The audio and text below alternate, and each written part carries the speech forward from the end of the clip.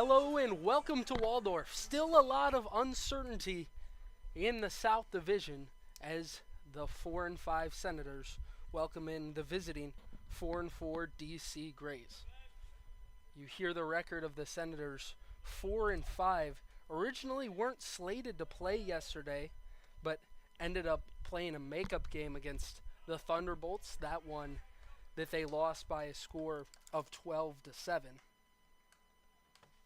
And Zach, it was a game that the Senators were up 4-0 last week.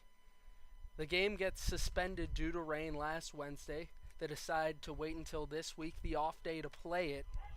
And ultimately, yesterday it was a huge offensive day at the plate for the Thunderbolts, which rode them to victory. Yeah, they really need to. Senators have to bounce back today. You had a loss on Monday. You had a loss on Tuesday. You've had a really busy schedule today, so you need to bounce back. And that will not help matters to begin the evening as Caden Carlin hits a batter.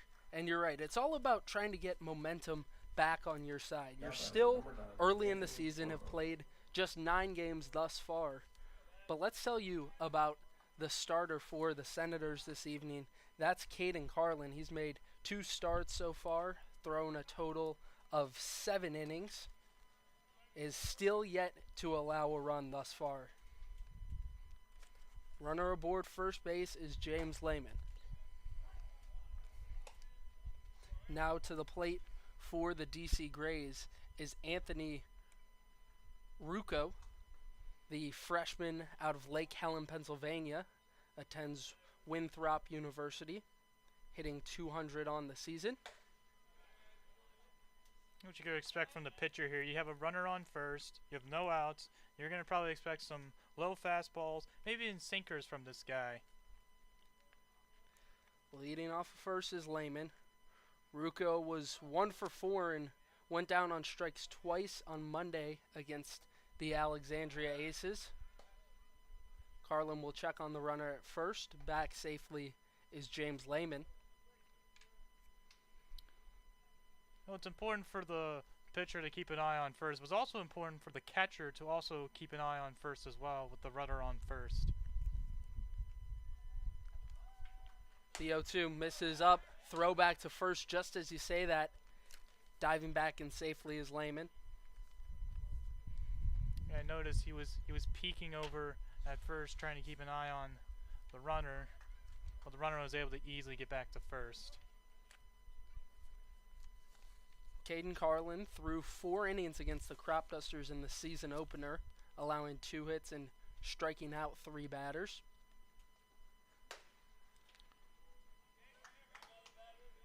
Man, this catcher really is keeping an eye on first. Carlin's second start came on Friday against Bethesda, where he pitched 3 innings of scoreless ball, allowing 3 hits with 3 strikeouts. Carlin definitely has strikeout stuff, but often pitches to contact, which allows him to provide length as a starter. That was especially apparent in that Crop Dusters game. Go ahead, Zach. I'm just looking at the catcher, the runner. Runner goes. Strike 3, throw down to second. Will not be in time. Lehman swipes a bag. I was going to say the pitcher, the catcher, they were keeping a close eye on first there, but sadly there was a base stolen there.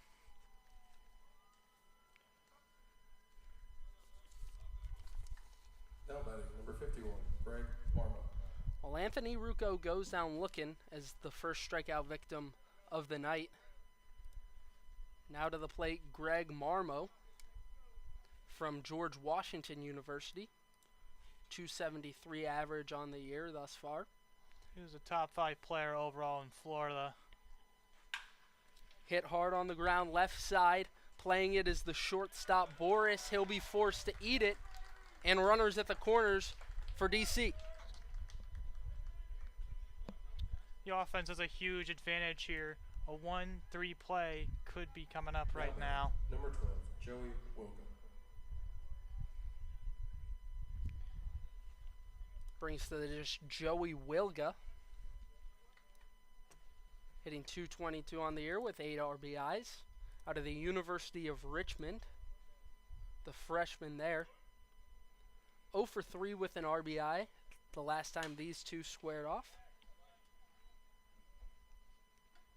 Fouls the first pitch straight back. Was exceptional in the game on Monday against the Aces, going 2 for 3, driving in both of the Grays' runs in that game. A contest which they lost by a score of 4-2 against Alexandria. The Aces have really hit their stride at this point. Are the winners of 3 straight in the Cal Ripken League. They lead the South at the moment. Basically, the Aces are like the Yankees of the league, you can say. 30-6 record last year for the Aces. They got off to what you might consider a slow start this season. We're at 2-2, then eventually 3-3, but have gone on a big winning streak. And it seems like they might not be looking back. Definitely moving forward, the Aces are.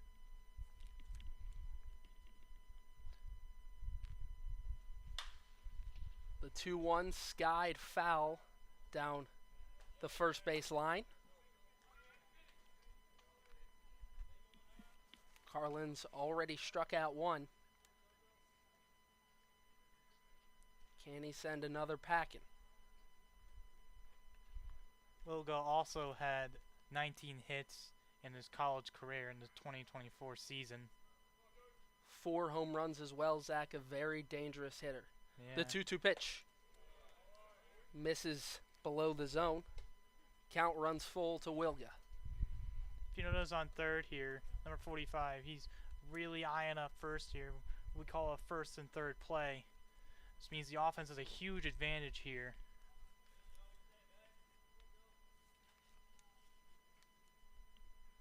Taking into mind the dangerous bat of Wilga, runner goes, fouled out into the parking lot. As I was saying a moment ago, taking into account the dangerous bat, you really can't give him something easy to hit. You would like to try to strike him out or induce a ground ball, but the dangerous bat of Joey Wilga, you really can't give him something easy to hit.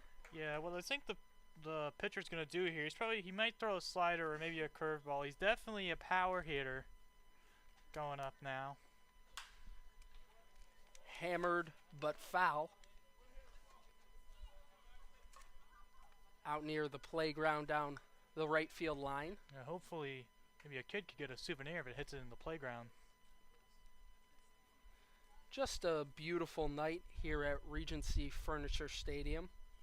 Weather sitting right around 78 degrees and no rain in the forecast tonight as there was last night. Thank goodness. Rather Monday night, excuse me. Runner goes, strike 3, throw down to second. And they'll steal the base, but another strikeout for Carlin. And that's the second time this evening that he's struck out the batter, but a runner has stolen a base.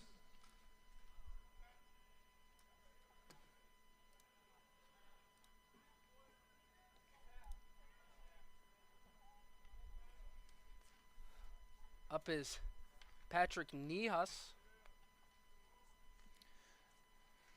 Neos had a bat speed of 69.9 miles per hour, or 70. Hit deep to left center field. Back on it is Tribble at the wall. It will bounce there and get over the wall for a ground rule double. 2 runs will score on a big hit from Patrick Nihas, who drives in 2. Keep in mind, this guy also had a max exit velocity of 80 miles per hour. That ball could be set on fire if he hits it. The Grays strike first in Waldorf and jump out to a 2-0 lead.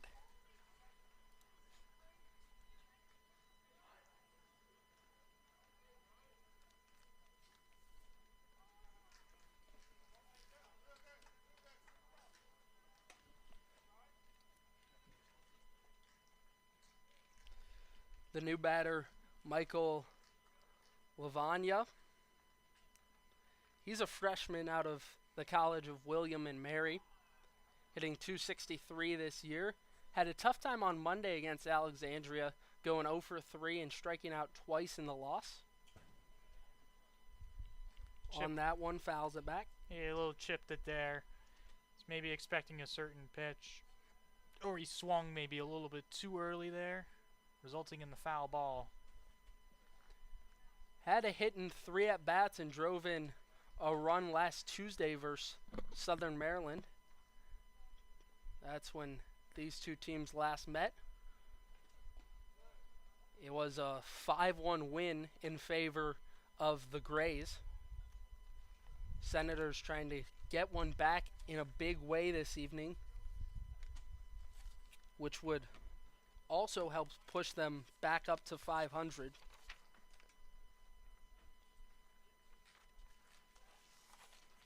Lefty on righty matchup to Lavagna.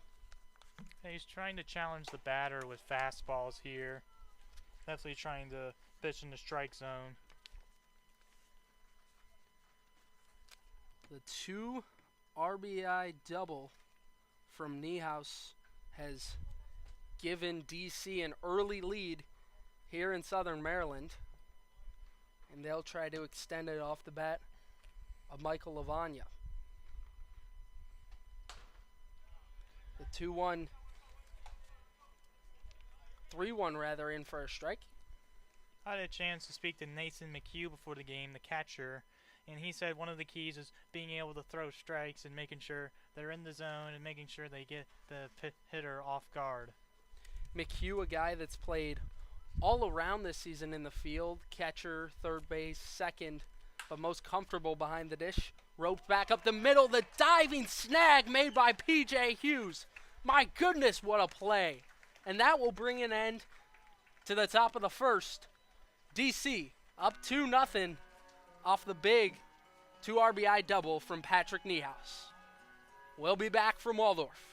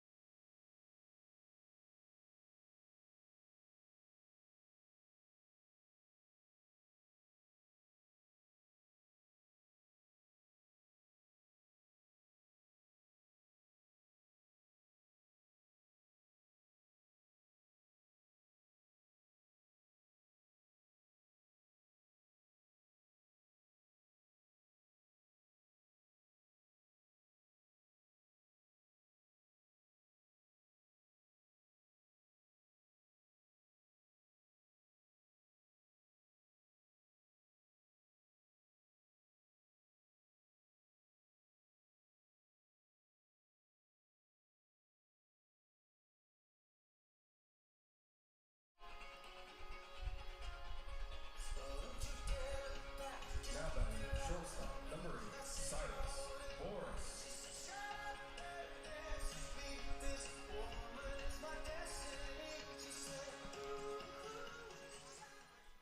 Leadoff batter for the Senators, number 8, Silas Boris, playing shortstop this evening for Southern Maryland. back on Monday against the Metro South County Braves, a game that the Senators ended up losing by a score of 7-6. It was back and forth the whole way. Boris was 2 of 6 in that game. It was a very exciting game, but did end in some controversy at the end. Senators did not like a call, resulting in the game ending in controversy. Yeah, it was a unique ending to the game.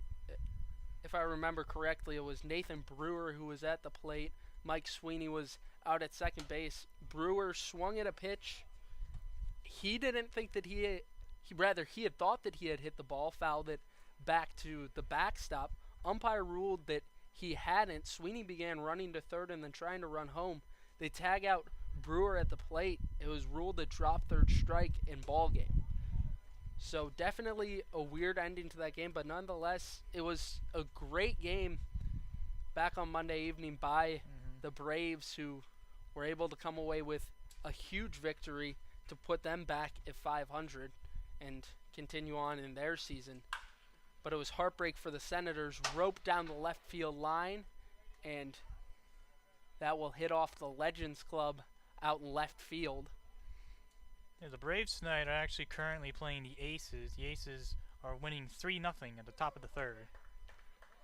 Yeah, there will be a lot of action in the South Division, especially this week.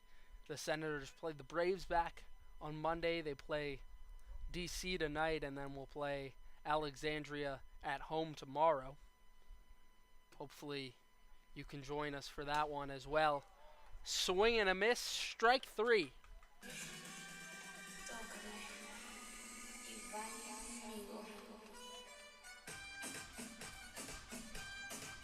Now batting left fielder number 7, Nathan Brewer. Aganya blew the fastball right by him. Now stepping to the dish, Nathan Brewer, the left fielder for the Senators.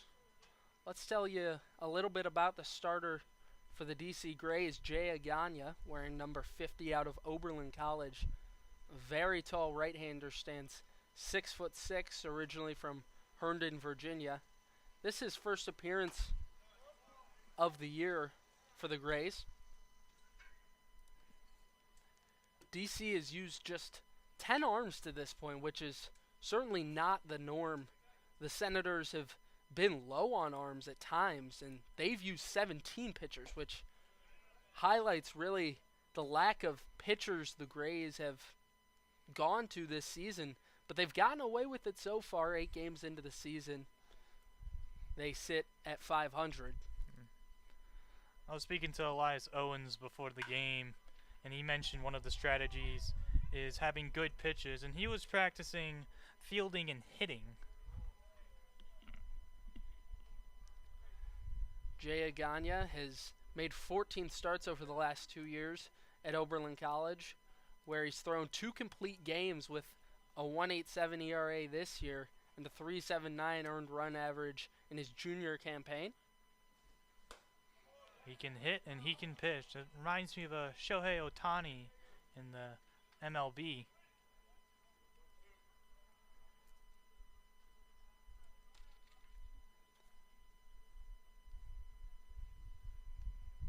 Nathan Brewer resets in the box.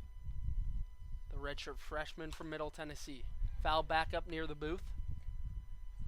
Hitting .290 on the year for the Senators with 2 RBIs. Has walked 5 times, struck out 6. In his college career, he had 7 runs and 13 hits. Brewer stole 2 bases in the loss to Metro South County on Monday night.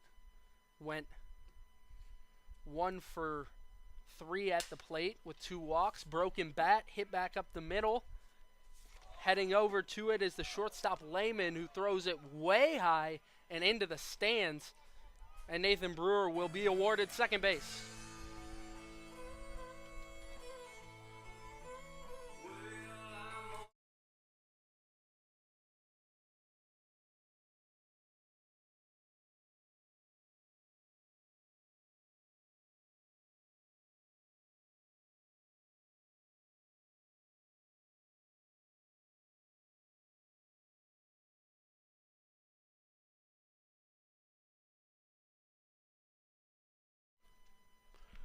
Nate McHugh up on the plate now.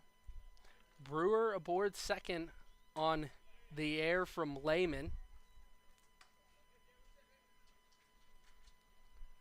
As mentioned before, I had a chance to speak to McHugh before the game, and he said he was working on hitting the most.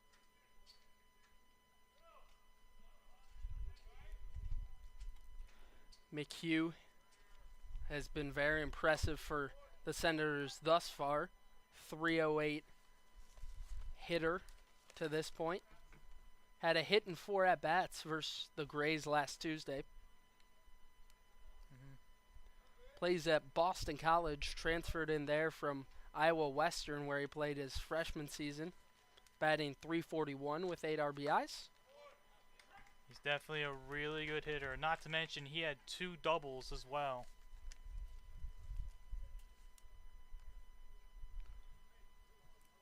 We'll see how costly the air proves from Lehman.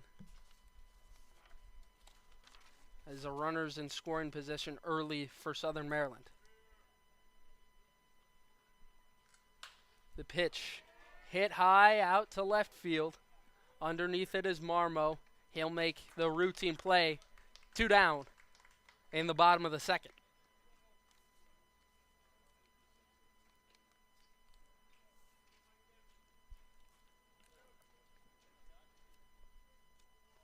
That brings up Mikey Guy, potentially the most dangerous batter in the Senators lineup.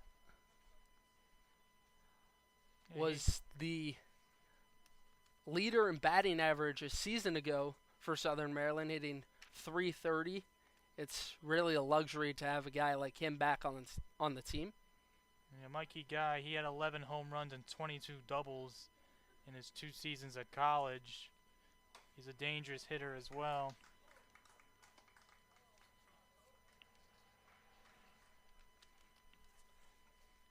Agana filling up the strike zone early. He's trying to throw some sliders or curveballs. Since Mikey Guy's a power hitter, he's trying to throw into that strike zone to entice a swing and miss. Guy has 1 homer on the season. That was in the first game against the Crop Dusters. A big wave and a miss. It's strike number 2. Yeah, that's what I've been talking about. Trying to entice him to swing and miss, and it looks like it worked there. The past 2 seasons at Frostburg State has hit .355, and it's really great for someone like Guy who gets the opportunity now to play against D1 talent during summer ball, whereas he's playing Division II at Frostburg State. And it really just gives him an opportunity to show to big league scouts, hey, I am the real deal. I can do it against these D1 guys. I just happen to play at a D2 school in Frostburg State. Or you can say he is that guy. Runner goes. Fouled straight back by Guy. And Brewer will jog back to second. Was trying for a hit and run play there. Runner was trying to get ahead there. Guy was on the bench against the Grays last time. Dealt with an injury earlier this season for the 3 games after the season opener against the Crop Dusters.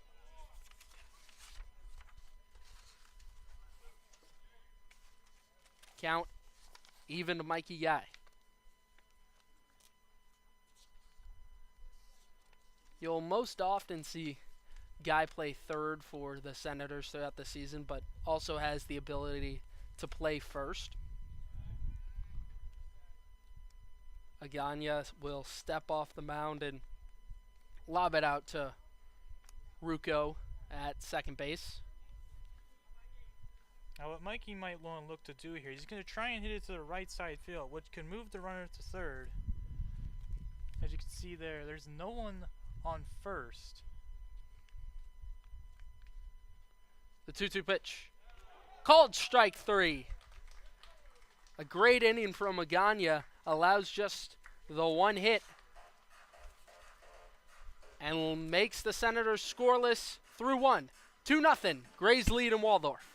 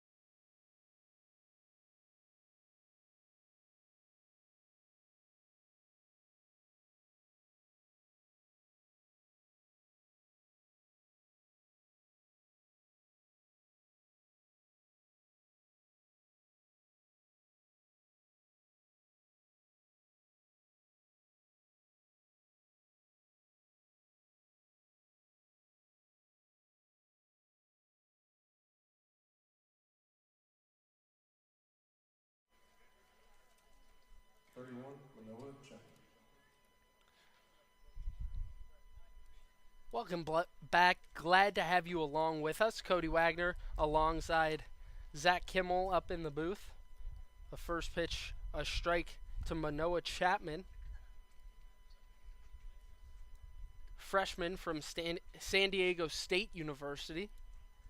There he hit 280 as a freshman. Drew a walk in one plate appearance against the Aces on Monday. He has a good eye. Has a good batter's eye right there.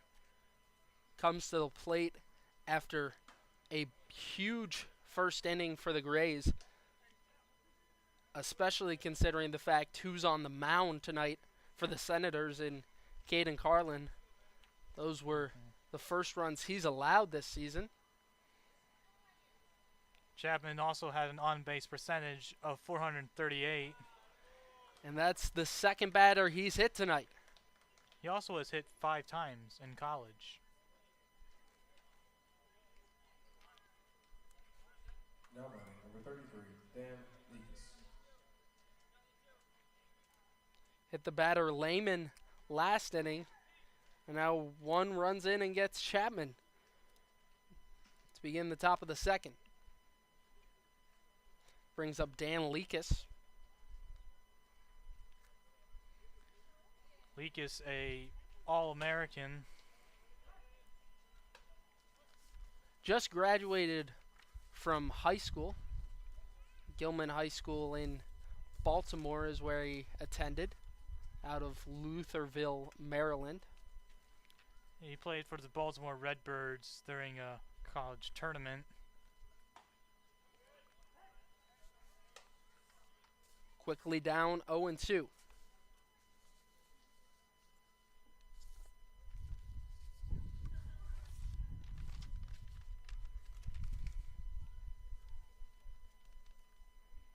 Carlin, a hard-throwing left-hander.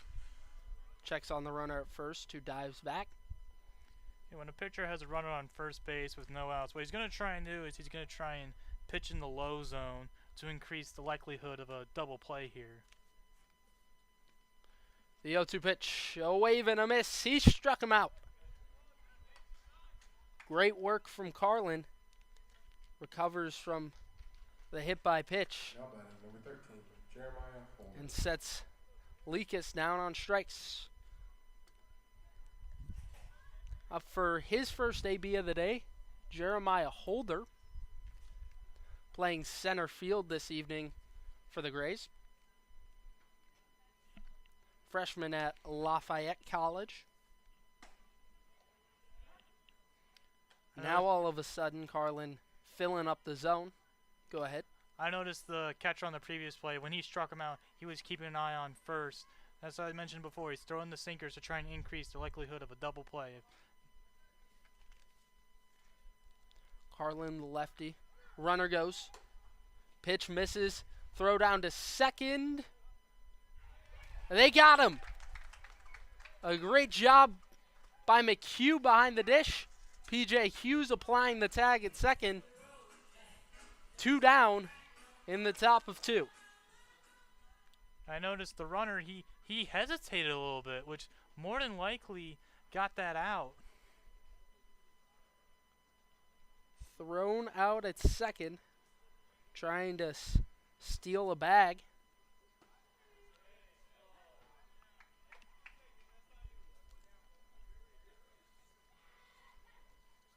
All of a sudden, Carlin has gotten in a good spot in the second inning. What looked like trouble hitting the batter to begin things has since recorded 2 outs, and there's strike number 3. He's bouncing back here. 3 up, 3 down. Senators bats coming up.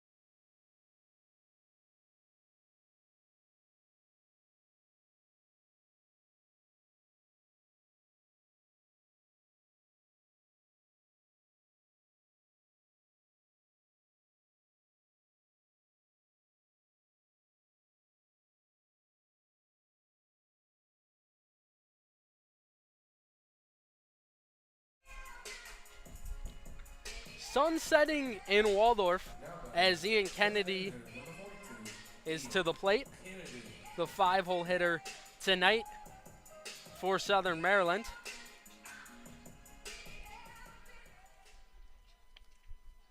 Hit well on Sunday for the Senators, going 2 for 5 at the plate.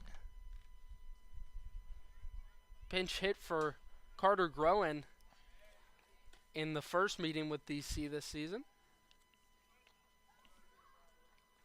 And Ian Kennedy up for the Senators. He had only 5 at-bats across 6 games. Back on Monday, pinch hit for C.J. Willis in the 9th inning and struck out.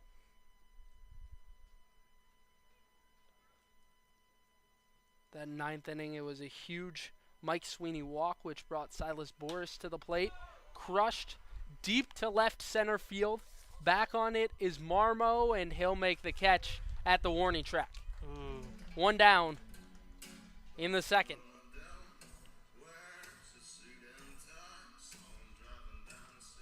Now batting first baseman number 13, C.J. Willis.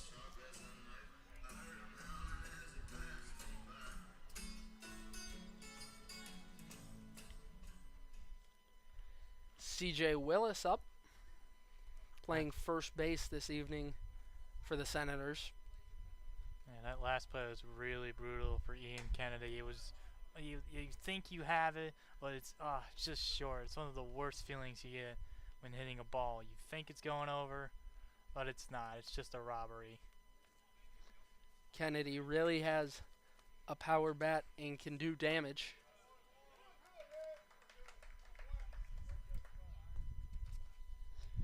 Jay Aganya having just about as good of a start you could thus far. Just the one base runner last inning in Nathan Brewer. The 1-1 pitch. Hit hard left side, but foul.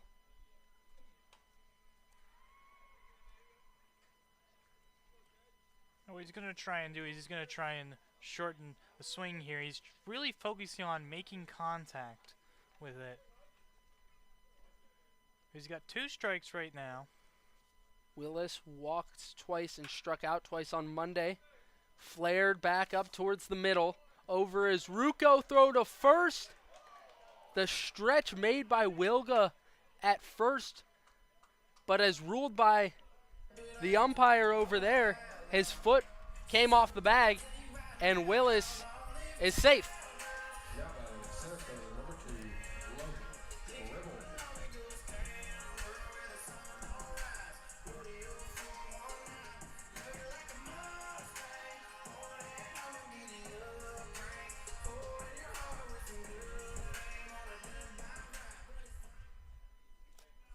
Logan Tribble. Logan Tribble, his first time making a start at home. Came in last week from Wofford.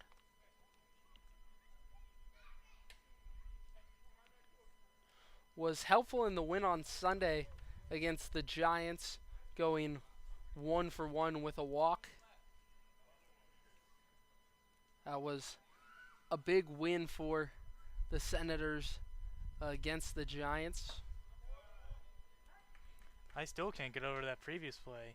The flexibility the first baseman has, it looks like he did the splits there. Just he couldn't get the out though, but still, it's just an incredible display of athleticism. That game against Gaithersburg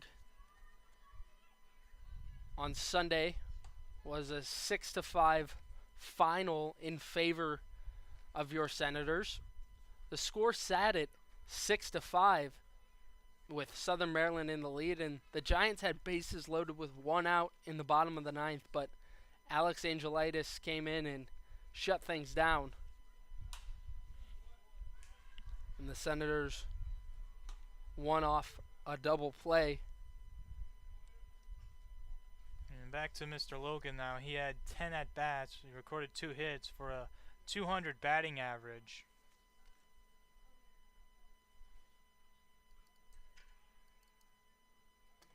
Aganya comes home with the 2-2. Foul tipped and strike 3. Aganya records his 3rd strikeout of the night. Now batting second baseman number 1, PJ Hughes.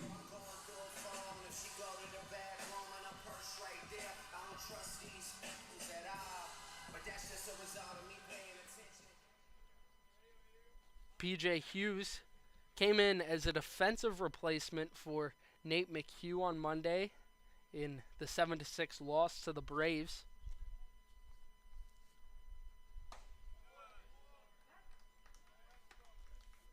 Hughes, the second baseman, that's where he came in for McHugh, who has the ability to play second, but definitely not his natural position. Feels most comfortable behind the dish. Hughes on Monday was 0 for 2 with a walk in the 6th inning. Up for his first at-bat thus far tonight. Leading off of first is C.J. Willis. Watch out. Skied straight up, calling everyone off is Nihas, who makes the grab for out number 3. I thought the ball was Grays coming towards hold us. the Senators scoreless with one runner left on. 2-0 DC.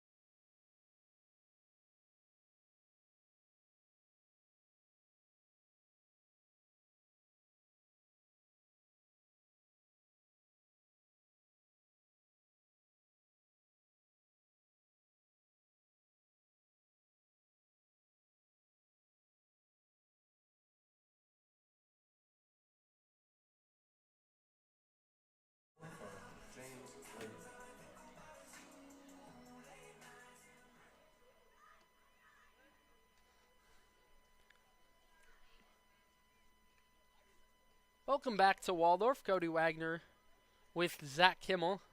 Glad to have you along with us for this Wednesday night matchup between the Southern Maryland Senators and DC Grays. Hit hard right side and into the outfield. That'll get down. Heading towards second is Lehman. Throw into the cutoff man, Hughes. And Lehman will have a stand-up double to get things started in the top of the third. Was hit by a pitch to start the game. And now gets into one Now batting, number 9, Anthony for a double. That was a relay from the outfield. There's a deep fly ball that hits in the outfield. The outfielder ball makes a strong, accurate throw to cut off the player. He throws it either to the second base or the shortstop. Squaring to bunt is Rucco. Pulls it back. 1-0 to him.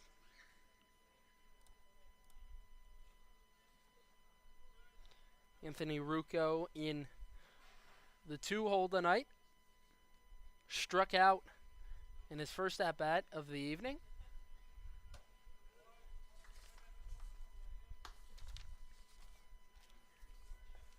Carlin hit Chapman to begin the second inning, but from there was shut down. Struck out the next two batters, and Manoah Chapman was ultimately thrown out trying to steal second base. Looking for a similar inning after Lehman reaches on the leadoff double. I'm noticing he's trying to throw to the outside here. He's trying to increase the likelihood of a double play. If you have a runner on second, if he gets to third, you can easily throw back and forth. Time called. McHugh will come out and have a chat with the left-hander out of Monmouth University.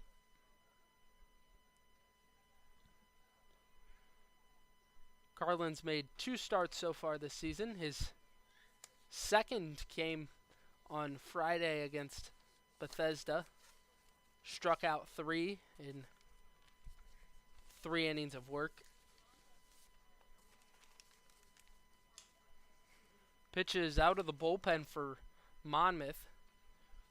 Utilized as a starter here in Southern Maryland. The 2-1 pitch. Rucco bounces it right side. Willis takes it himself, dives to first with the glove, and he made the play. It's just a good play there by the first baseman. Greg Marmon. And thankfully he prevented a first and third play that would have been happening. Willis giving it everything to make the play at first. Will go down in your stat sheet as a ground out to first, but man, Yeah, he laid out to make the play. It was like Superman making the play there.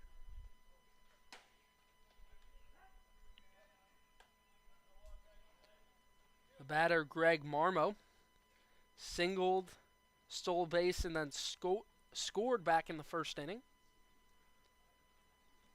Yeah, Greg Marmo being from Florida.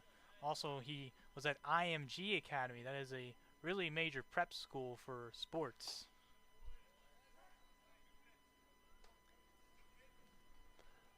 Was super productive the last time these teams met, going 1 for 2 with an RBI and walking twice. 1 of 4 and went down on strikes twice and the loss to the Alexandria Aces on Monday. As mentioned before, the Aces are playing the Braves right now. It's the bottom of the 4. They're up 3-1.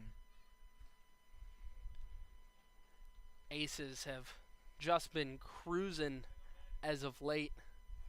They're on a 3-game winning streak at the moment. Aces are 5-3. It's both the Senators and the Grays who have dropped 2 straight.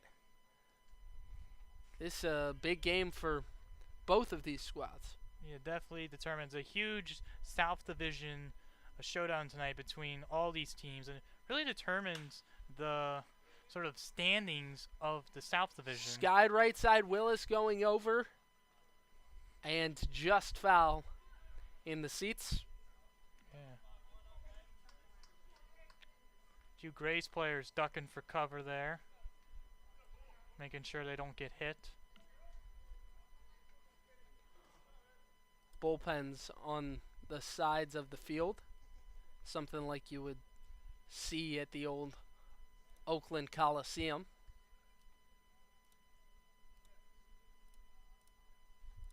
The 2-2 pitch.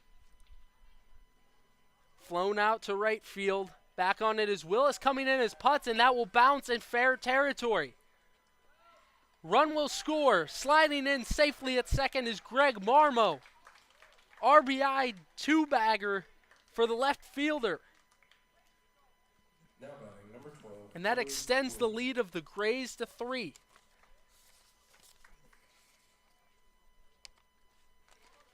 That was an even count hit, so the hitter was being a little aggressive there.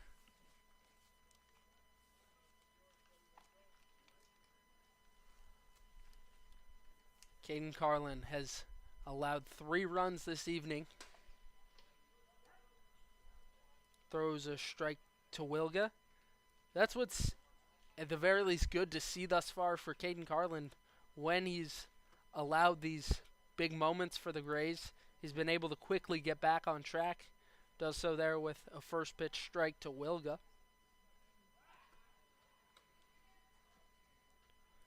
Checks on the runner at second. Diving back is Marmo.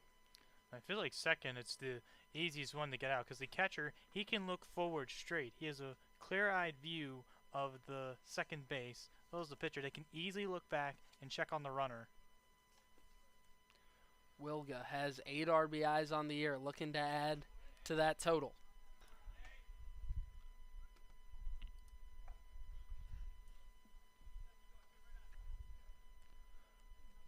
Intimidating presence at the plate. Stands 6'3", 220 out of Jameson, Pennsylvania. Plays college ball for the University of Richmond. Wilga, a power hitter. Had 4 home runs. Also, 17 RBIs with a slugging percentage of 364. He's a really big power hitter.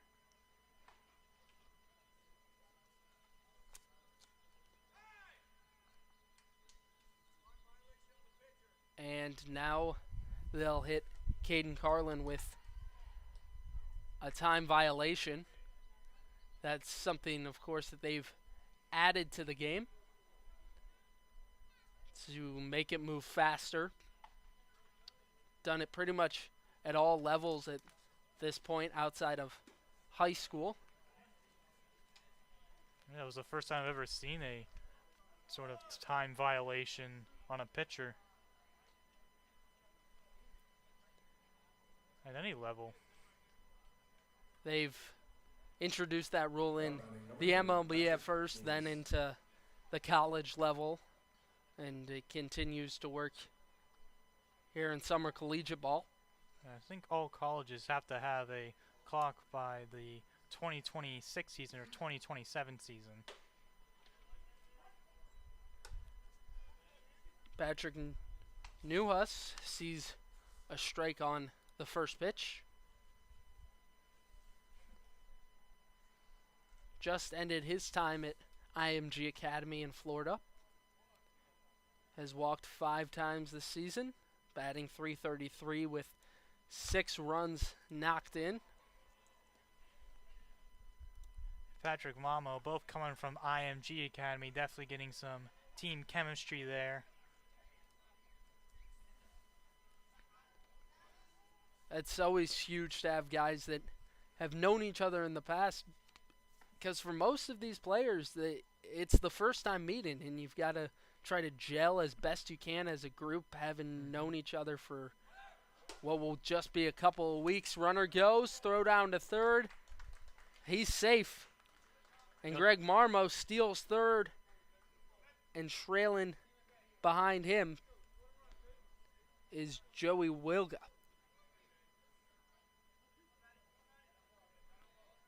Nyla's had a 60-yard dash time, almost 8 seconds.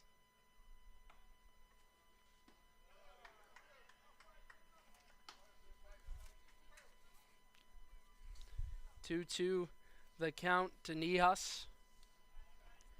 Expect him to be aggressive here on this count. It's an even count, so expect the batter to be somewhat aggressive to protect the plate. The 2-2.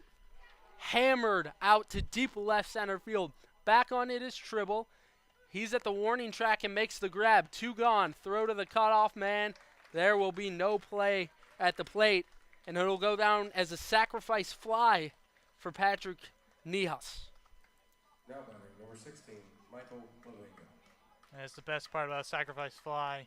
You sort of hit well into deep field, and one of your teammates can easily score. Michael Lavagna up for his second at-bat of the day. Lined out to second on the spectacular play by P.J. Hughes back in the first inning.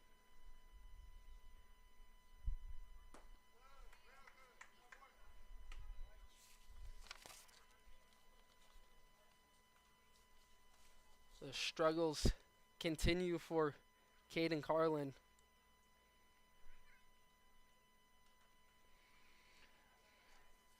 This Grays lineup seeing him very well. Hit hard out to left field. That'll get down in front of Brewer. They're sending the runner. Throw into the cutoff man guy. No throw home. 5-0 DC. And they have jumped out to a huge lead in Waldorf. They are just smothering it right now. The Senators got to pick it up. And walking out to the mound is Scott Middleton. And that'll be it for the left-hander Carlin. We'll have a pitching change to announce when we're back in Southern Maryland.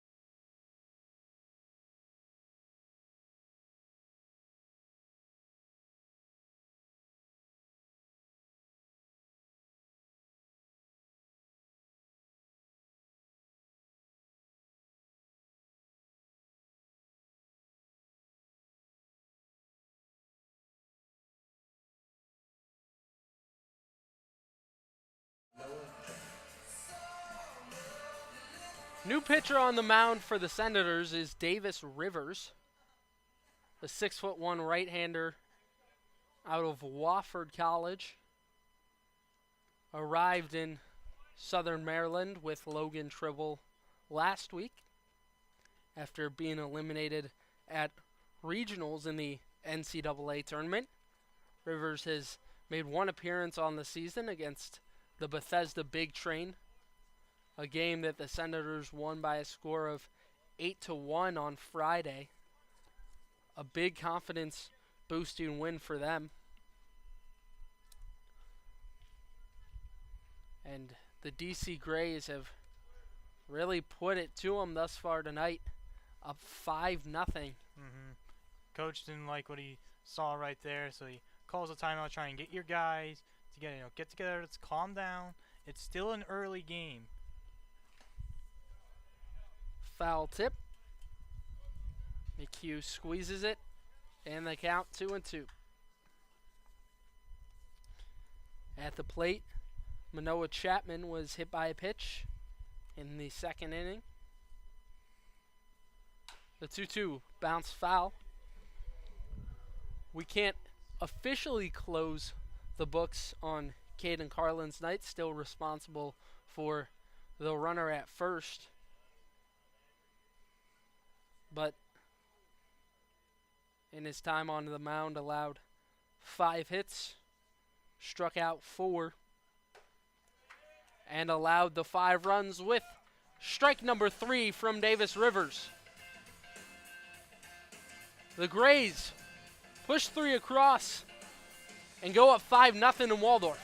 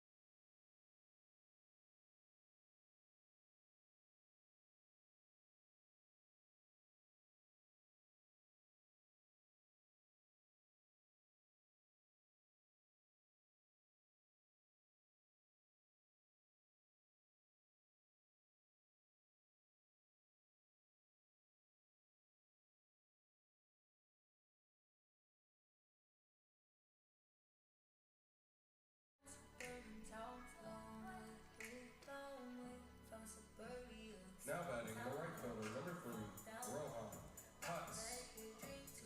6'6" right-hander Aganya remains on the bump.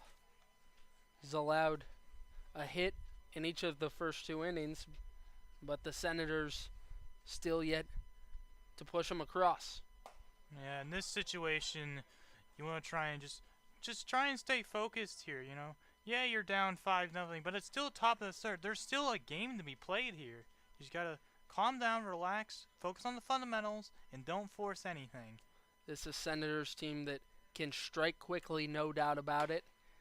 8 runs last Friday against Bethesda. Rohan Putz up at the plate for your Senators. The 9-hole hitter this evening. He's behind in the count right now. Played his first game with Southern Maryland last night. Swung on and missed.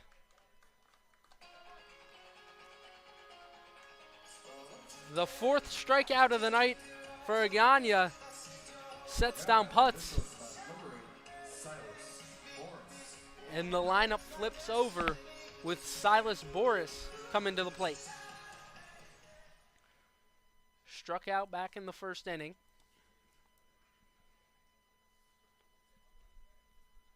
Boris batting .240 coming in tonight. And he's hit by the first pitch of the at-bat. Ran up and hit him in the helmet. Shakes things off. Seems to be okay, but he'll have a quick chat with the trainer.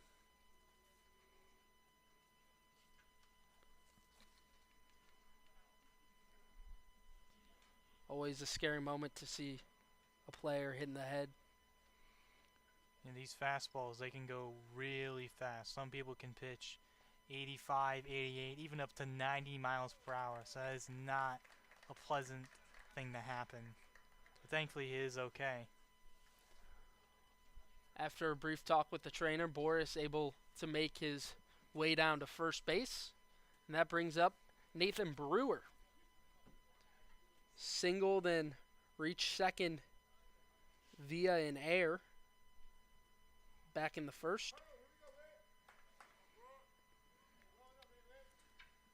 You also got to be thankful for these helmets these players wear. Because back in the day, they really didn't wear helmets. Back in the early 1900s, they only just wore hats.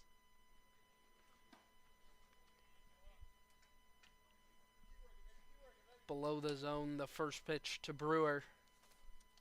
Technology has certainly increased, and one of the things you see a lot of players wearing now are those elbow pads to shield them even more from getting hit by pitches on their lead arm. Check on the runner at first. He's back in. We expect from Jay here, since there's a runner on first, I'm expecting maybe he's going to throw some sinkers and low fastballs to increase that double play. Boris has stolen one base this season. And potentially he can take Agana off his game a little bit. Just try to create some motion over at first base.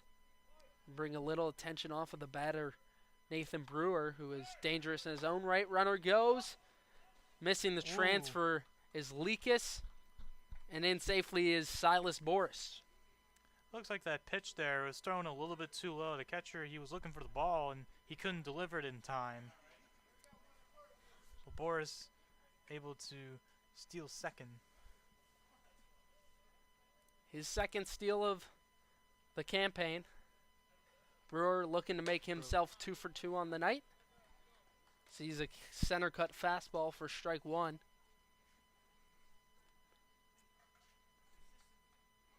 Brewer plays college ball at Middle Tennessee.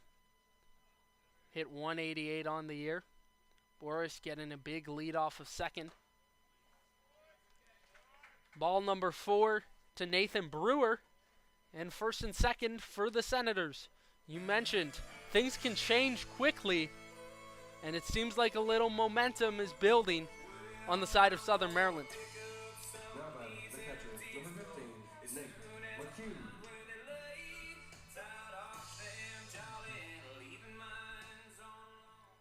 Momentum is definitely picking up here, and as they say, you're saying there's a chance? Agana had seemed invincible through the first 2 innings, but all of a sudden hit a batter, then walked one. They're probably adapting to his pitches that he's thrown right now. That's probably why we're able to see batters on the bases right now. You adapt to a pitch, you look at a pitcher, and you're able to adapt. McHugh fouls one off. Flew out to left in his first at-bat of the evening. Has walked twice on the season. Still yet to strike out. Whenever you see an even count like this, you're going to want the batter. He's going to be really aggressive. Agana steps off. We'll just lob it back to second. With the new rules in play for the clock management, you only have a certain number of disengagements from the mound, so it's worth it to at least make the throw to second if you're going to step off.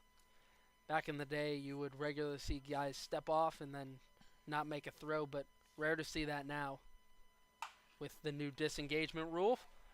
Flared out to shallow right. Back on it is Rucco, who makes the grab in shallow right field. 2 down.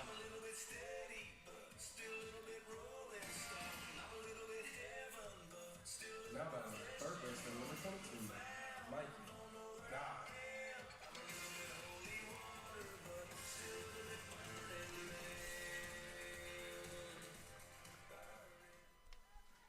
Struck out looking to end the first inning. Did Mikey Guy. Yeah, the power hitter is up now. Bouncer left side. Lehman's got it. Throw across the diamond. Will be in time to retire the side. It's a disappointing inning for the Senators there. Some trouble for Agana, but he works out of it. 5-0. DC in the lead.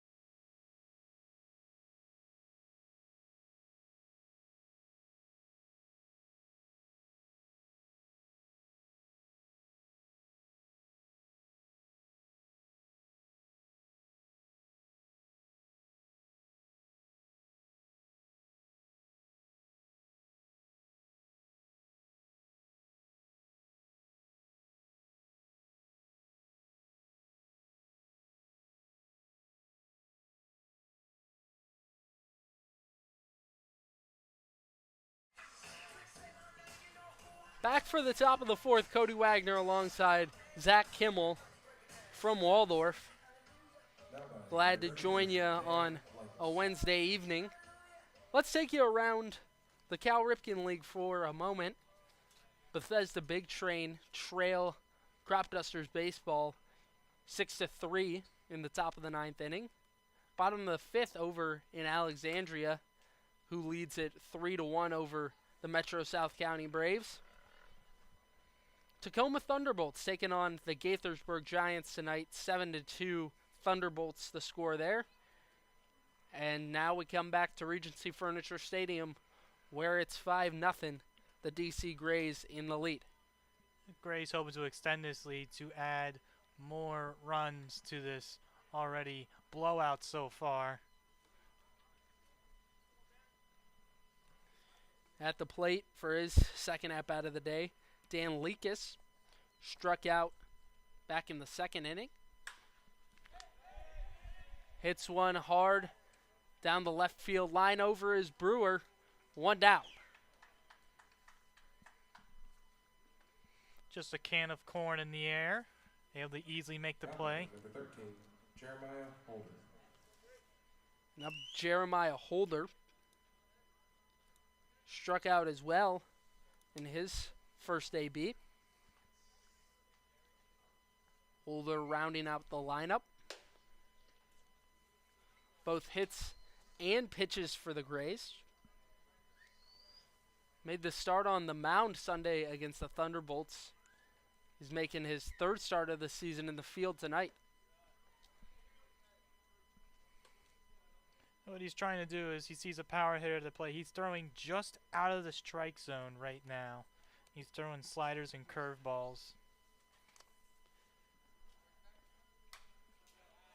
Davis Rivers, as I mentioned, his second appearance on the mound of the season, threw against the Big Train last. provided 2 innings of work out of the bullpen. Struck out 5 batters. Was super impressive in that one. It's an even count right now. He's going to try and be aggressive on this next pitch, I imagine. Came in last inning for the starter, Caden Carlin. The 2-2 fouled into the parking lot. Looks like it swung a little bit early there. He's expecting that certain pitch.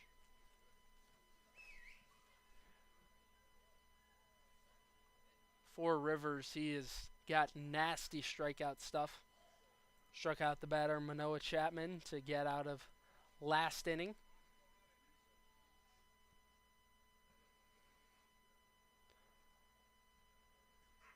Opponent's batting average against him, 143, and he sets down another.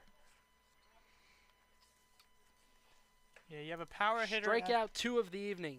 Go ahead, Zach. You have a power hitter at the plate, and what you do is you pitch it just outside of the strike zone, and you're able to easily strike him out.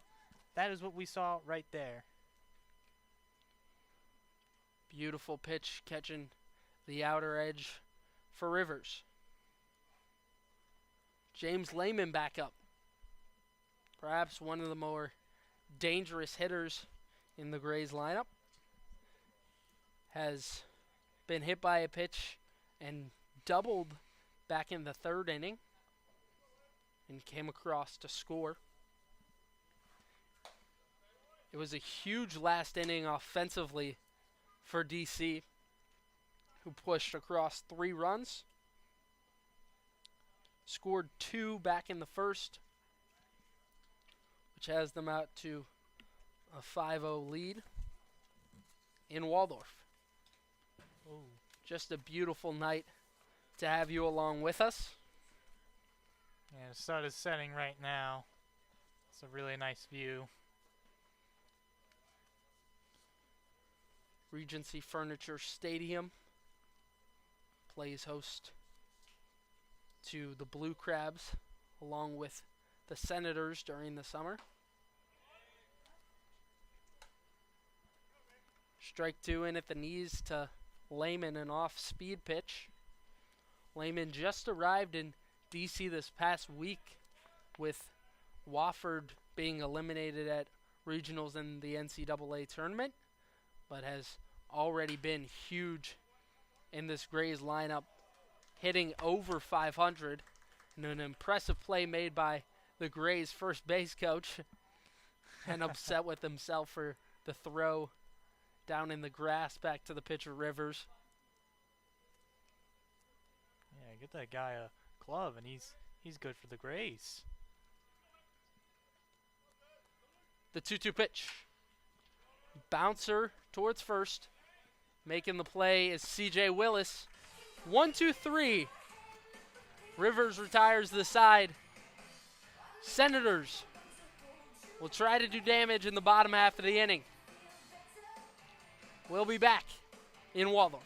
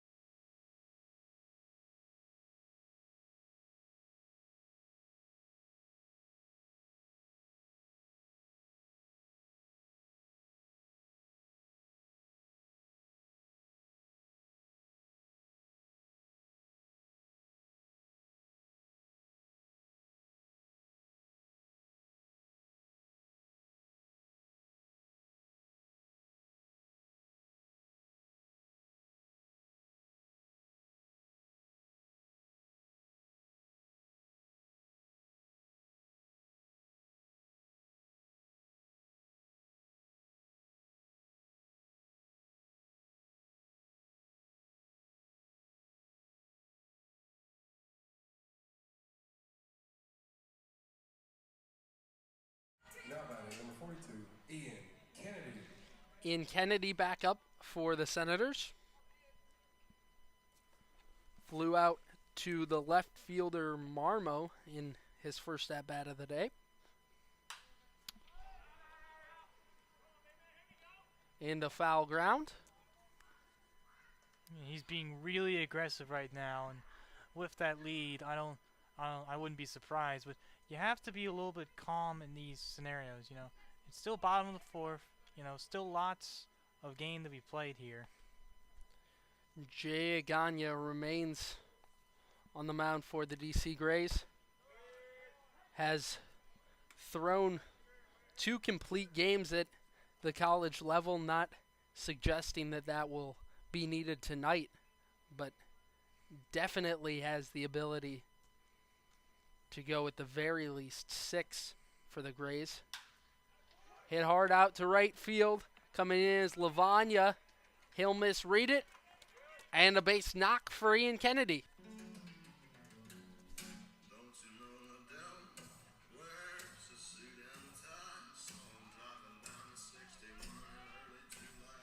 Now batting first baseman number 13, C.J.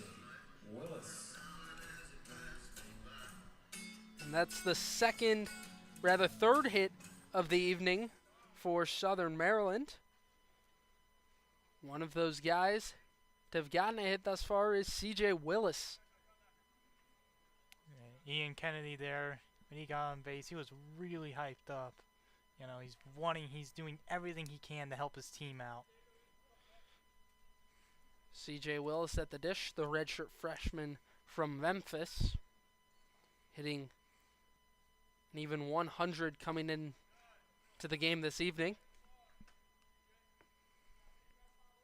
He had a batting average of 167 in college. He had a double. Willis played in the game on Monday night against the Braves, was 0 for 2, striking out twice, but also reached on balls twice in that game as well. Since it's an even count right now, he's going to try and be very aggressive, but also he's got to try and protect the plate, you can say. Agana working out of the stretch with the runner on first.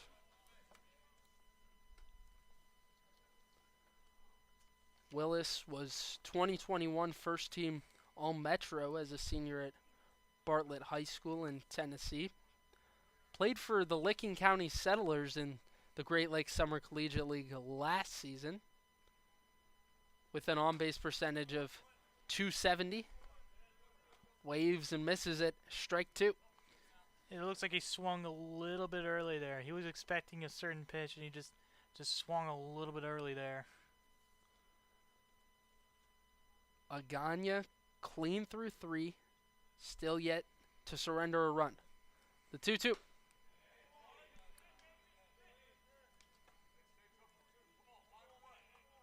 C.J. Willis, great discipline at the dish. Agana trying to expand that strike zone here. A guy that walks pretty often in Willis.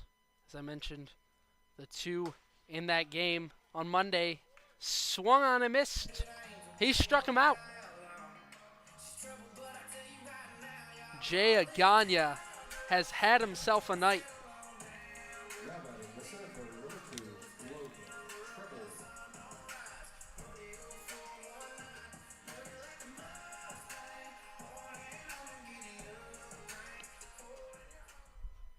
Thus far, Agana has struck out 5 of the Senators' batters. Tribble at the dish, one of those strikeout victims back in the second. Hammer deep to left field, back on it is Marmo. At the track, at the wall where he'll make the catch. 2 down. Kennedy forced to retreat back to first. And Tribble really got a hold of that one, Yeah, but just not enough.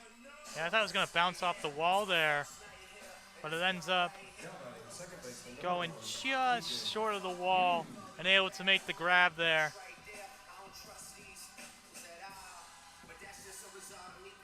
PJ Hughes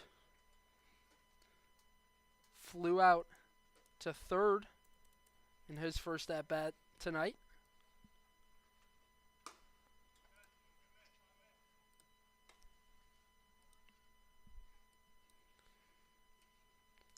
And what's been huge tonight for Agana is he hasn't let these base hits snowball. They haven't become anything more. Yeah. You sure it's Agana, or was that Clayton Kershaw out there? I can't tell the difference. The Senators have left 4 stranded tonight.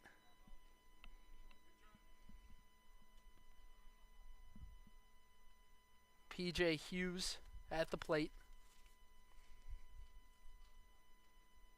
It's his second game of the year for Southern Maryland.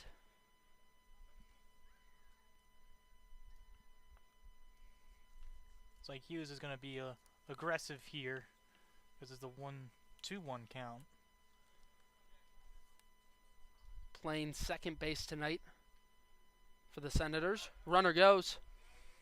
Pitches in for a strike. Throw down to second. Not in time. Ian Kennedy in with the head first slide at second base. Oh, a 1-3 play would definitely help the Senators right now. To get on third and first, that would be a huge advantage they would have right now. Kennedy able to steal a base. Strike to Hughes. Makes it 2-2. And the count runs full. 2 down in the top of the 4th inning. The Grays have played a near perfect ball game to this point, up 5-0. He's going to try and look for a specific pitch here since it's a full count and prefer a location to drive the ball. The payoff pitch misses away, and he walked the batter.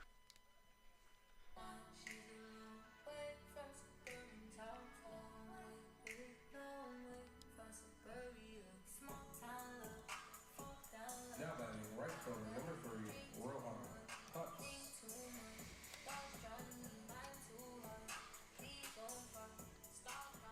Rohan Putz played his first game with the Senators on Monday night.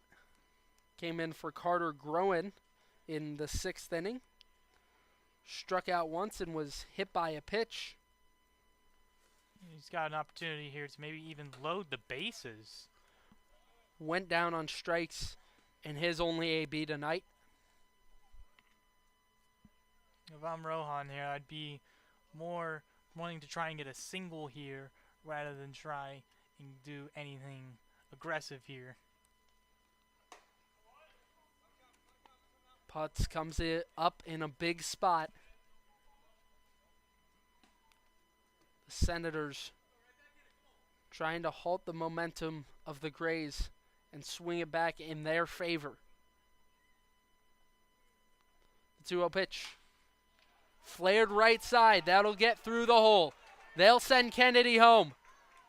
Throw to the plate, cut off, and he'll score. That'll cut the lead to 4 as the Senators score their first run of the game.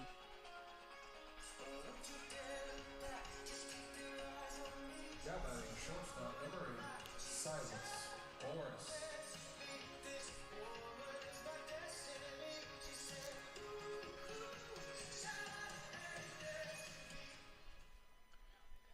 Kennedy scores from second on the single from Putz. Yeah, I said there, focus on the single and what happens. Putz gets a single there, and now the Senators can potentially get even more runs with this 1-3 play. Hughes advanced to third on the single.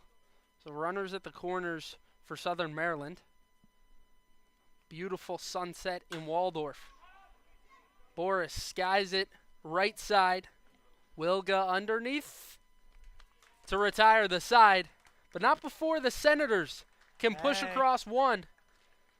It's a 5-1 ball game in Southern Maryland.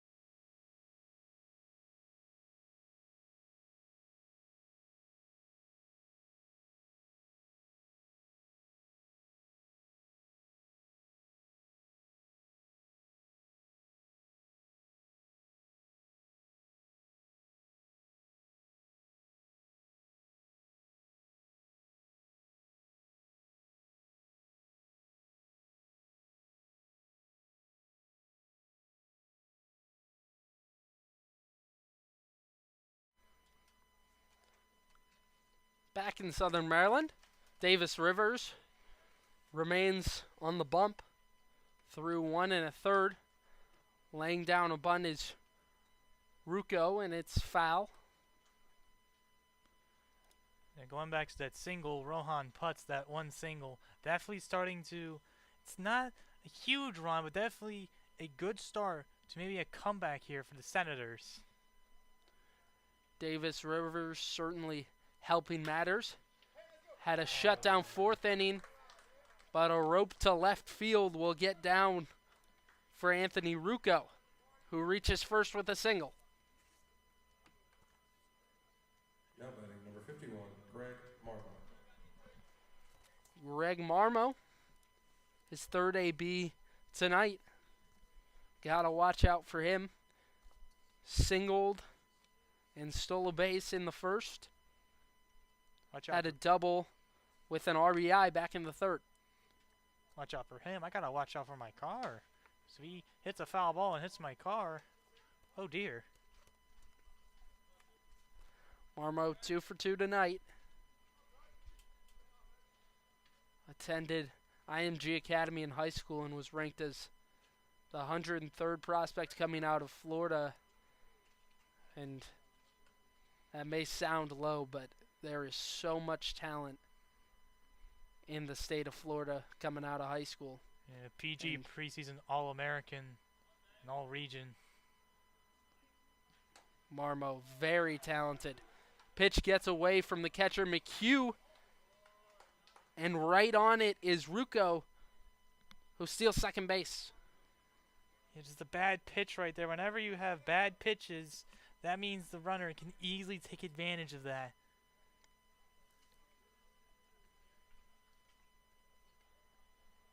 Ruocco, that his first stolen base of the year.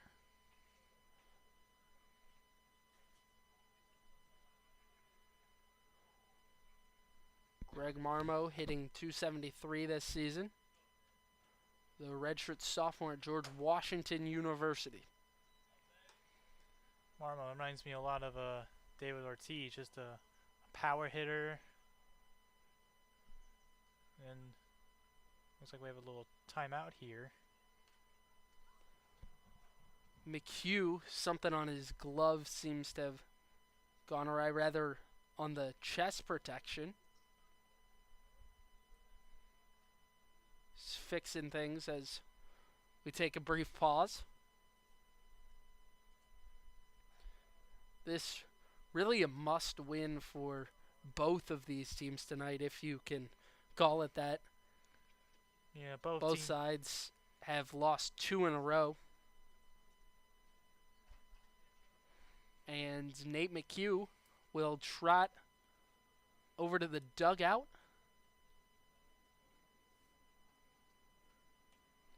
While we're waiting for play to come back, the Crop Dusters have just defeated Bethesda 6-3. And we have a game between the Aces and the Braves. That is a 4-3 game in the top of the 7th. With that Crop Dusters win, they moved to 5-5 on the year. And Bethesda down to 4-5. Yeah, games are definitely tonight, definitely going to decide what the divisions are. The North and the South regions are definitely going to decide the standings there. The league championship series winners last year were the Big Train. But they've been out to a bit of a rocky start this year.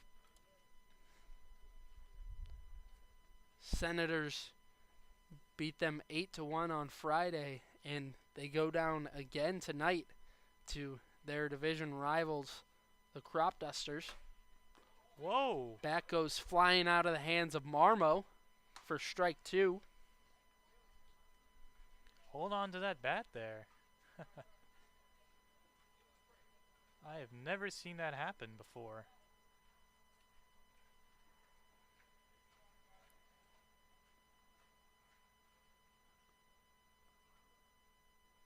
It's like having 2 hands on the steering wheel. Gotta have 2 hands on that bat there. Gray's last game, as I've said, was the loss on Monday to the Aces On Sunday, they fell short against the Thunderbolts. It was a 10-18 final in an absolute slugfest. The Grays, however, have won the games they've needed to jump out to a 500 start. And strike three to Greg Marmo. He goes down looking. Started on his way to first. But he's the third strikeout victim of the evening for Davis Rivers. Joey Wilga back up, walked, stole base, then scored in the third inning. Pitcher right now, he's going to be a little less trying to establish the zone right now, establish a strike zone. Rivers perhaps taking a page out of the book of Agana, who on the other side so far tonight has been able to work out of trouble when he's had it. Rivers with a runner at second, able to strike out the last batter, Marmo, and already in a pitcher-friendly count against Wilga. Agana just having a great game so far for the Grays.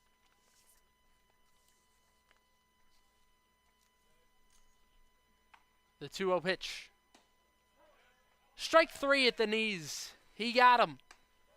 2 strikes in a row there. Struck out on 3 pitches. 2 backwards Ks in a row for the right-hander Davis Rivers. Let's see if he can get Patrick Nias out. A man with a hand speed of 25 miles per hour.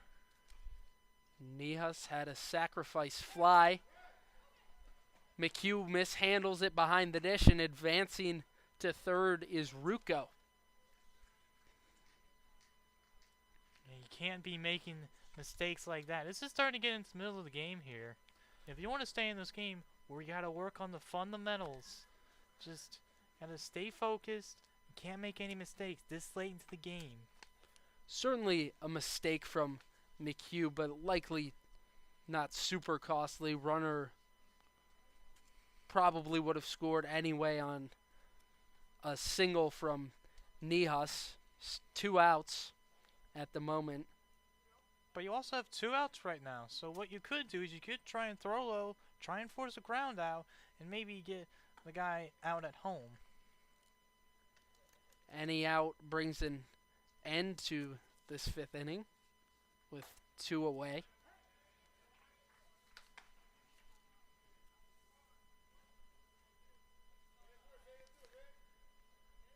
Nias, 3 of the 5 runs batted in tonight have come off of his bat.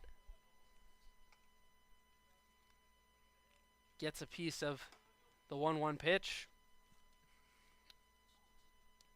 Was tipped off his bat. Swung a little bit early.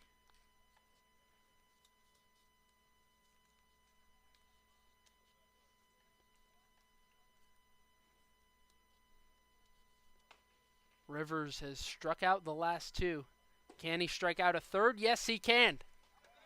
A much needed defensive for the Senators.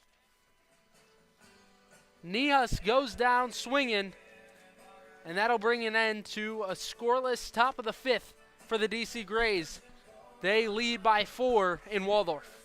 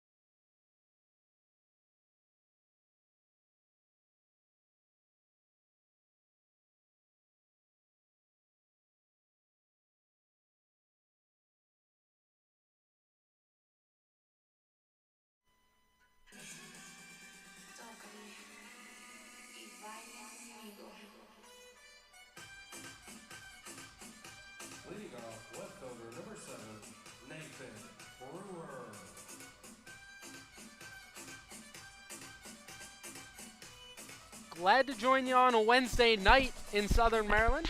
5-1, the DC Grays out ahead, and what a beautiful night it is, Zach. Temperature sitting right around 75 degrees.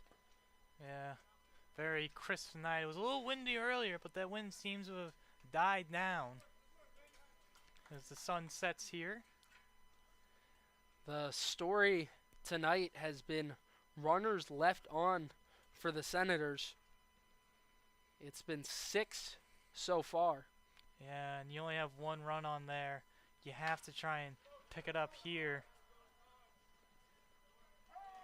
Rolled over it to the right side. Wilga will take it himself. 1 down to begin the bottom half of the 5th. Now batting the catcher, number 15, Nate McHugh.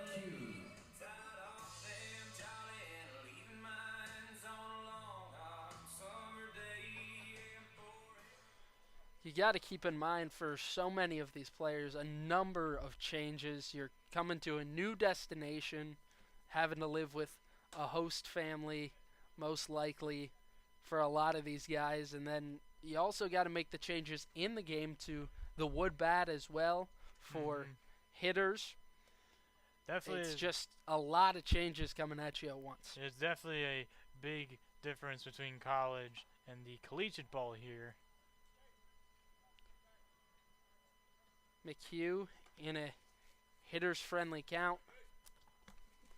For Jay Agagna on the mound, he continues his work in the 5th inning. Will likely pitch a long time this evening. His last appearance in college was back on May 4th. Popped up right side and playing it as Rucco for out number 2.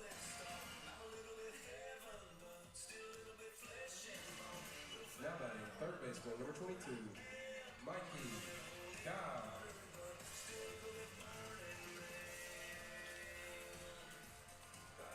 And that'll help things for Agagna. 2 up, 2 down to begin the inning. And Mikey Guy to the plate, 0 for 2 tonight. Agagna just going off. Something's in him tonight, man. Something is in him. As I was saying before, Agagna, his last start at the college level was against Ohio Wesleyan back on May 4th for Oberlin. So he is certainly fresh coming in tonight, having not pitched in an official ball game in over a month. And we may see him maybe pitch a full game here. He's doing so well. Talked about it earlier. The Grays really like to not use a ton of arms. A shot deep to left field, way back. Oh. That one is ruled a foul ball. It had the distance of no doubter by Mikey Guy. Hooks in the foul ground. Yeah, that almost hit the pole there. If it just went a little bit maybe to the left, it could have gotten to be a home run. Oh. I mean, Mikey Guy really got into that one. See, fouls one off the leg. And the count is evened up. Yeah. Guy already 1 homer on the season, looking for a second, but just in foul territory. Whenever you pitch against these power hitters, you always want to try and get them to swing. That's what you always want to try and do as a pitcher. Guy fouls it back. And that would have been the first home run Agagna has allowed in the year of 2024. Didn't allow a single homer at the collegiate level. The 2-2. Cut on and missed. Strike 3 to bring an end to the bottom of the 5th. 3 up, 3 down for Southern Maryland.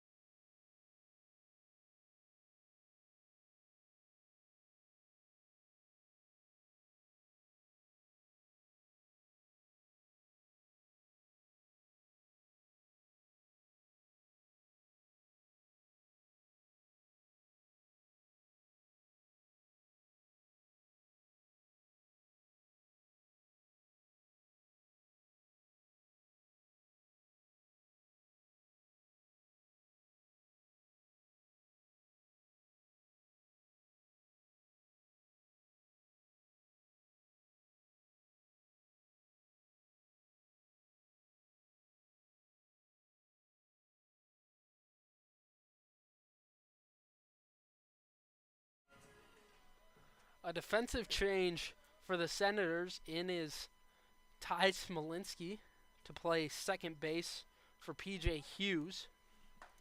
Smolinski just graduated from high school, set to attend Kansas State in the fall. Future teammate Rohan Putz is out in right field for the Senators at the moment. Smolinski, a pretty quick guy. He runs a 7.8, 60-yard, a 30-yard, a 3.93, and a 10-yard dash. He runs a 1.7 seconds. Played Michael Lavagna, singled in his last at-bat. Checked his swing, appealed down to first. They'll say he held up. Rivers has struck out the last 3 batters he's faced, and officially bat goes flying into the Southern Maryland dugout. They got to duck out of the way. Oh my goodness there.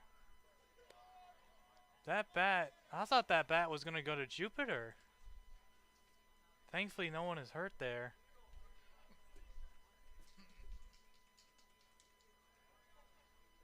Rivers has pitched exceptionally well since he came in. Back in the 3rd inning, Carlin had trouble to begin the game, allowed the 5 runs to the Grays. Since then, Rivers has not allowed a single runner to score and has struck out 5 in 2 1/3 so far. Last time out against Bethesda through just 2 innings. Hit hard left side. That'll get over the diving glove of Mikey Guy for a base hit.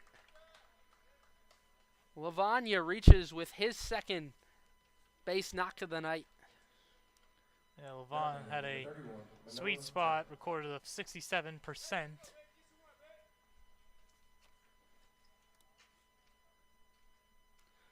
Manoah Chapman 0 for 1 on the game. Struck out in the 3rd. Yeah, Manoah Chapman, the dangerous power hitter on the dish now. Still yet to record a hit early in the campaign. Didn't play in the game the last time these two met.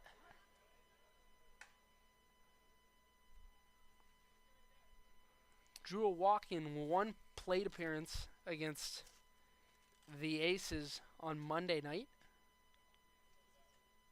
Had a .438 on-base percentage at the college level this season for San Diego State. Rips one right side through the hole out into right field. And his teammates cheering him on as he records his first hit of the season. Yeah. When it comes to some of these late games, the mind game and the mentality, the mental game plays into a factor right now. It looks like the morale of the Grays is low or high, while the Senators are low. Scott Middleton will go have a chat with the 6'1" right-hander from Columbia, South Carolina, and Davis Rivers.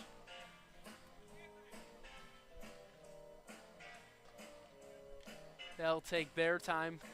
Can't tell if anyone's warming up in the pen for the Senators, shielded by the left field wall, but nothing from what I can see. Now batting number 33, Dan Likas. Dan Likas back to the plate. Has flown out and gone down on strikes tonight.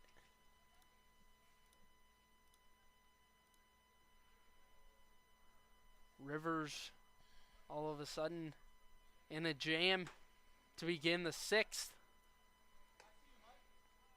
And Middleton trying to rally up the defense to try and get them to try and play as well as they can right now. As morale is somewhat low on the Senators.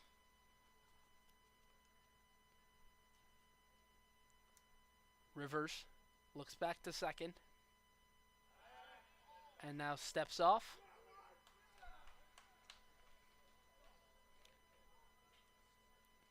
The Senators, if you can believe it somehow, are last in the South Division with their 4-5 record. That's just how tightly packed things are. It is a tight race right now in the South Division. And bunted foul by Lycus.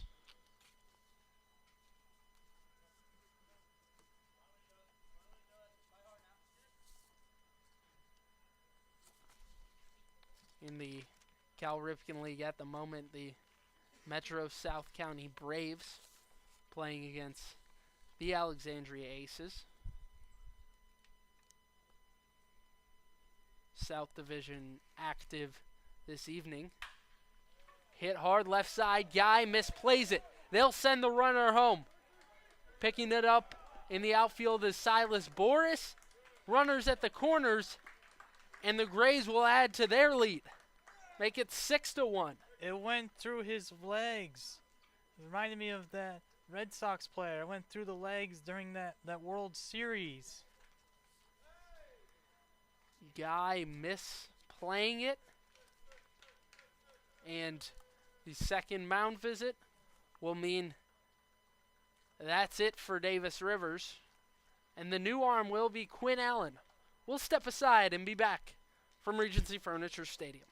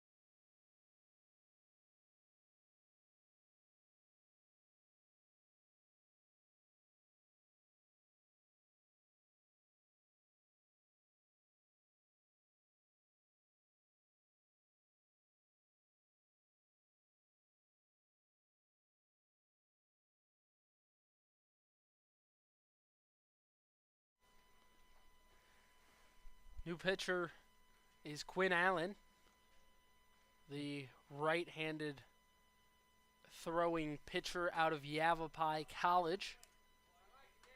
It just struggles here for the Senators late into the game. Top of the sixth. You have a 1-3 offensive advantage for the DC Grays right now. Skied out to center field, coming on is Tribble. He'll make the catch and the throw home. They'll hold the runner at third. A magnificent throw from Tribble holds the runner. It's a good One cutoff down. right there. Top of the sixth inning, runners at the corners for DC. James Lehman. Allen has both the ability to hit and pitch for Southern Maryland.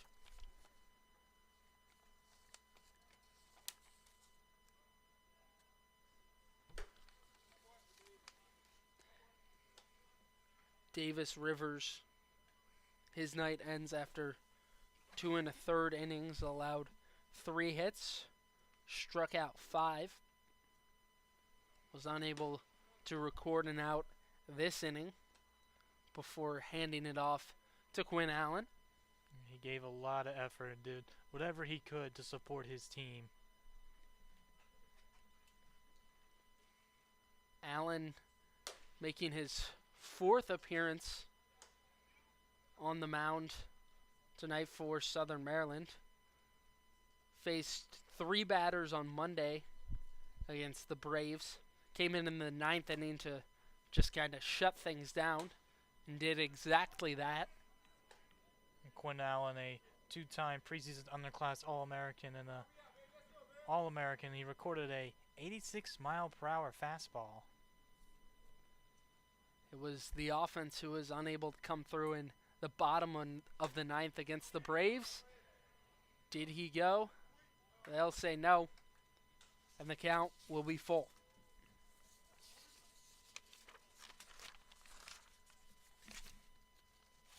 At first is Dan Likas. We'll see if he's running. He is.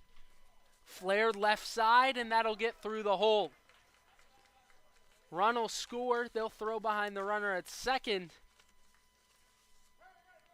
Just tallying on the runs for DC Grays. 7-1 here. The lead is 6 for DC in Waldorf. They have just put it to the Senators so far tonight.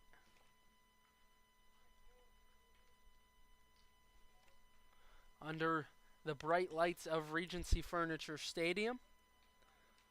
Glad to have you along with us for this presentation of Senators baseball.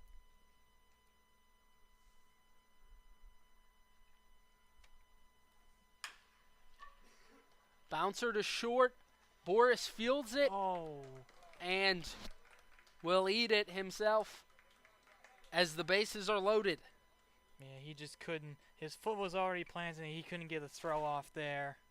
Just an unfortunate situation and causes the loaded bases. A tough high bouncer in the hole. Impressive that Boris was even able to get to it, but unable to make a play after that. Greg Marmo struck out last inning, but is 2 for 3 in the game so far tonight. I'd be thinking the Senators might try and do some defensive shifts here and try and prevent some more runs getting on.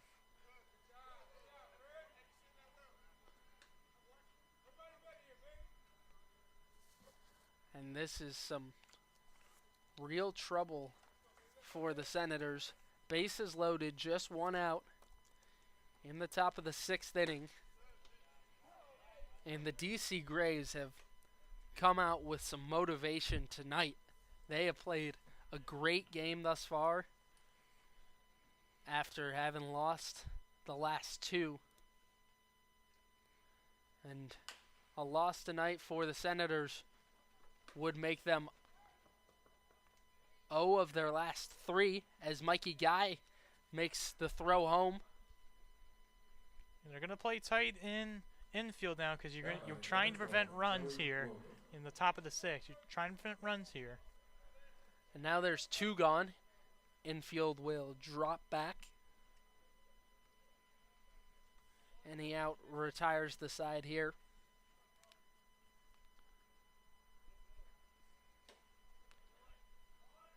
Expecting him maybe to pitch a little bit in the zone here and a little bit out the zone here. He's going to try and force a pop-up here to get an easy out and get the Senators to retire the side.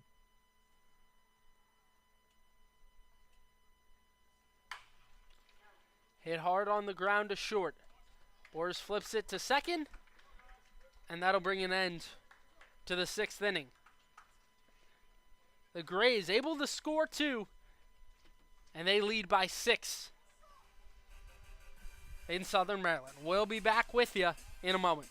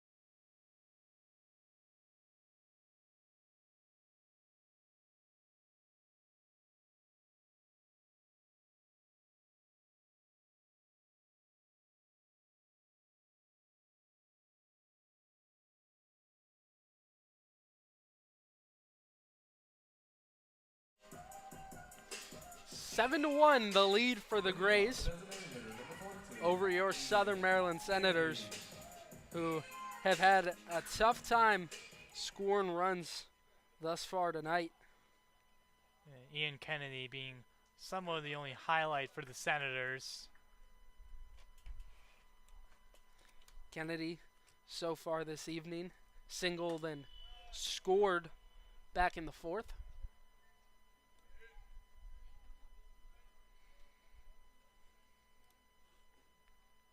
Flew out to left in the second inning. Also, Jay Aganya back at the plate here. Again, just an outstanding game he has had.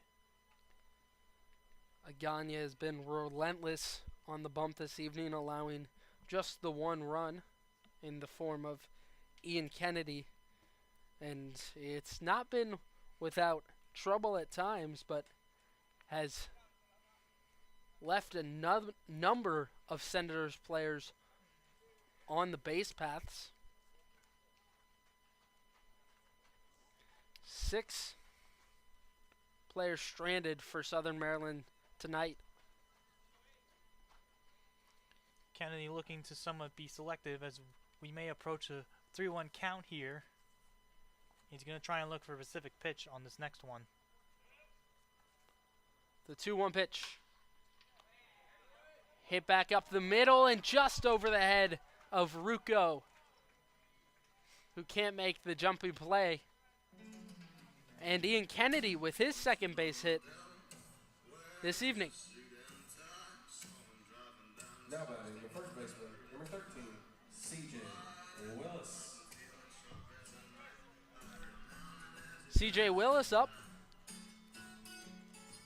Singled in the second, struck out last at bat in the fourth.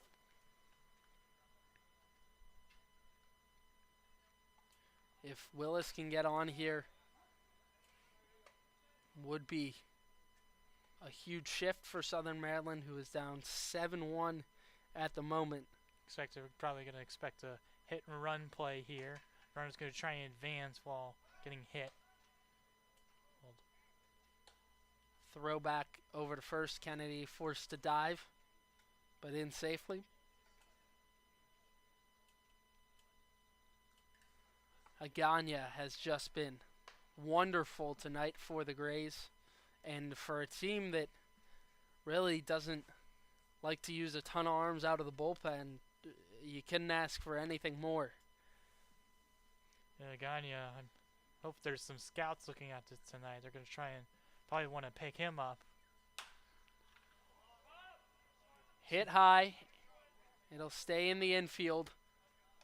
Nihas underneath it. One away. Yeah, just a can of corn right there.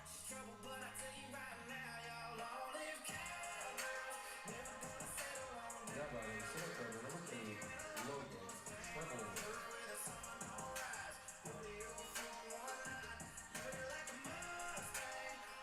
Tribble. Logan Tribble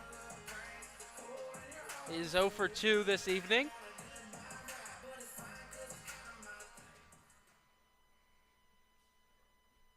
Tribble coming to Southern Maryland via Wofford College.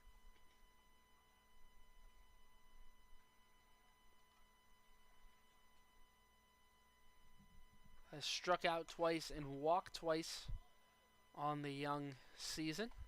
The catcher looked like he signaled to the pitcher to check out first there. He successfully does. Kennedy back in safely. Tribble can cover a lot of ground in center field. Whoa. A speedy option for the Senators.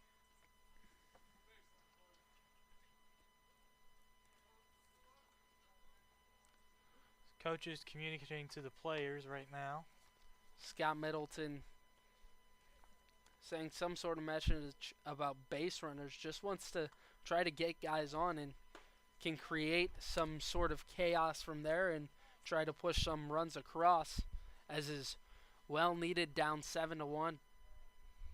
Yeah, what he's doing right now, what the pitcher's doing right now is He's throwing some sinkers right now. He's going to try to increase the likelihood of a double play here. He'll check on Kennedy once more. Ian Kennedy stole a bag back in the fourth. Why he keeps looking back? It's called a pitch off move or pick off move. A deep shot to left center. Over is the left fielder, Marmo. Another can Two of down. corn.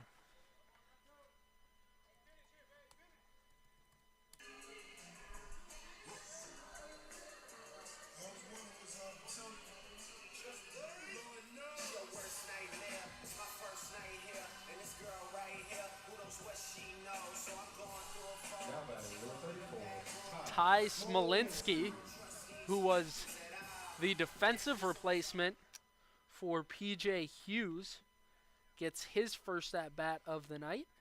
And Spolensky, the speedster. Somewhat shocking to have not seen him in the starting lineup this evening, of course, coming in now, but didn't play on Monday night either. You got to give guys chances to play and get playing time so they can be noticed by scouts, whether it's from the minor leagues or the major leagues. No doubt Smolinski is a big part of this Senators team. Just graduated from Bellevue High School this spring. The Gretna, Nebraska native. One of the many players on this team making the trip all the way to the Southern Maryland region. Aganya comes home with the 1-0. Misses high. 2 balls, no strikes. Finish here. The message from the dugout. Aganya Yeah, you could just has been effective thus far. kind of pitch it. It looks like it's a can of corn Flown again. out to left field, into Oh. foul ground. No one able to get there. The shortstop, third baseman, and left field all converging on the ball. It looked like there was going to be a pop-up there, but just sails in the foul territory. Smolinski clearly seeing Aganya well. First 2 pitches looked at for balls. Saw one he liked. Hit just foul. He's wanting to prefer a location to drive right now. He's being selective.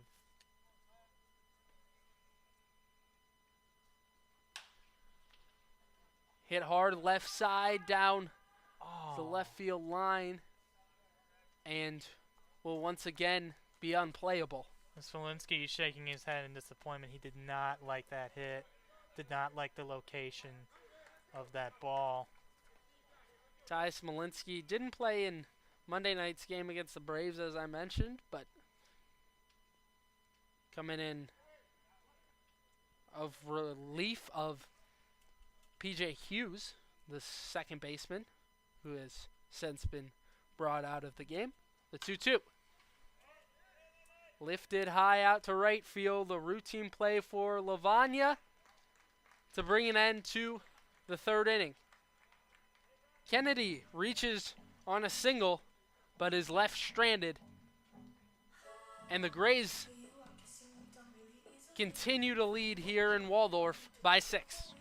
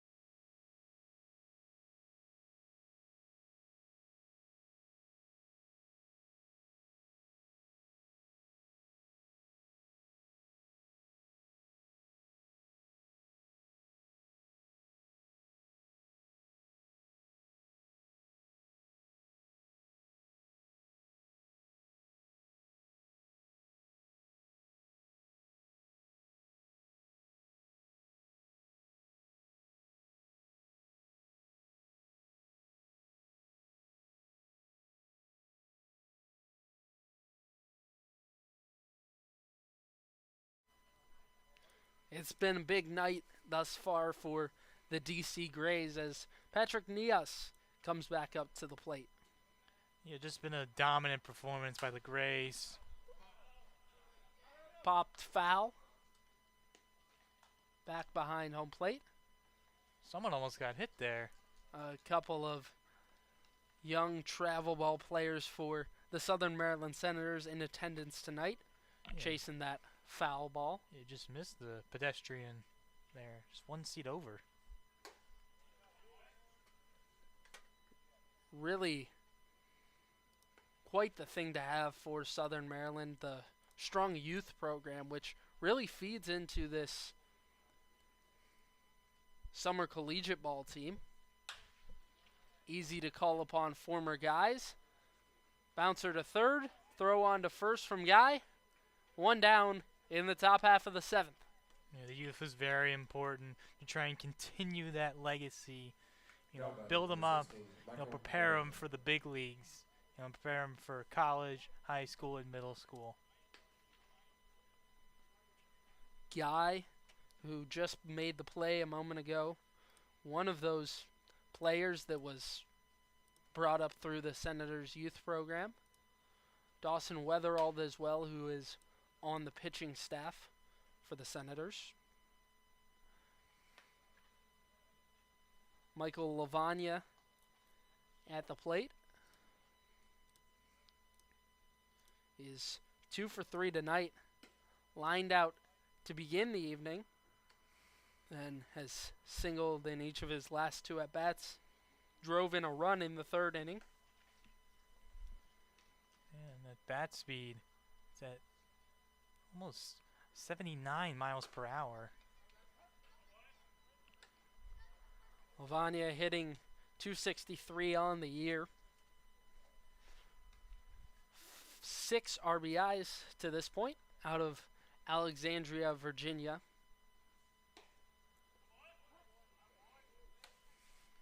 And a great strike at the knees for Quinn Allen.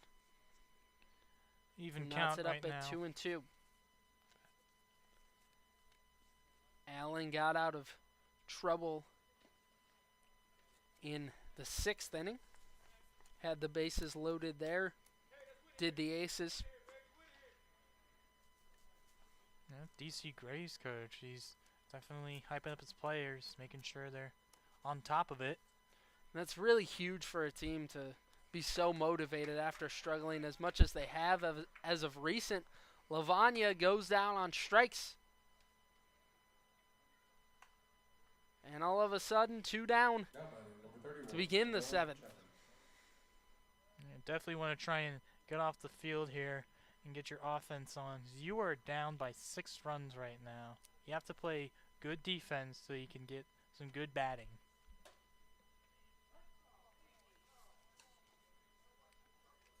The inside pitch there, the Grays dugout disagreeing with the call. Manoah Chapman singled and scored last inning. The 0-1 foul back.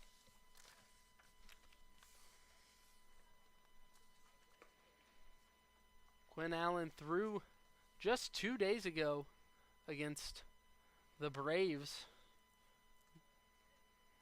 but is already efficiently through 1 2/3. The 0-2. Hit hard on the ground to Guy at third. Throw across the diamond. 1-2-3 for the Senators. And they'll look to do some damage in the bottom half of the inning. 7-1, Grays lead in Waldorf.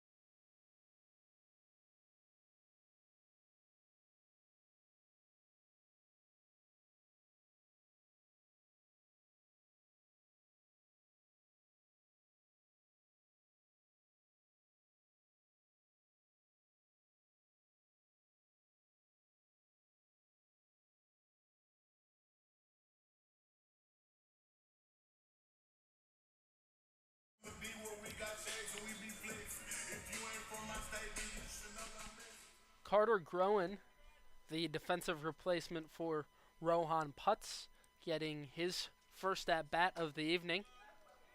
A big wave and a miss at strike one.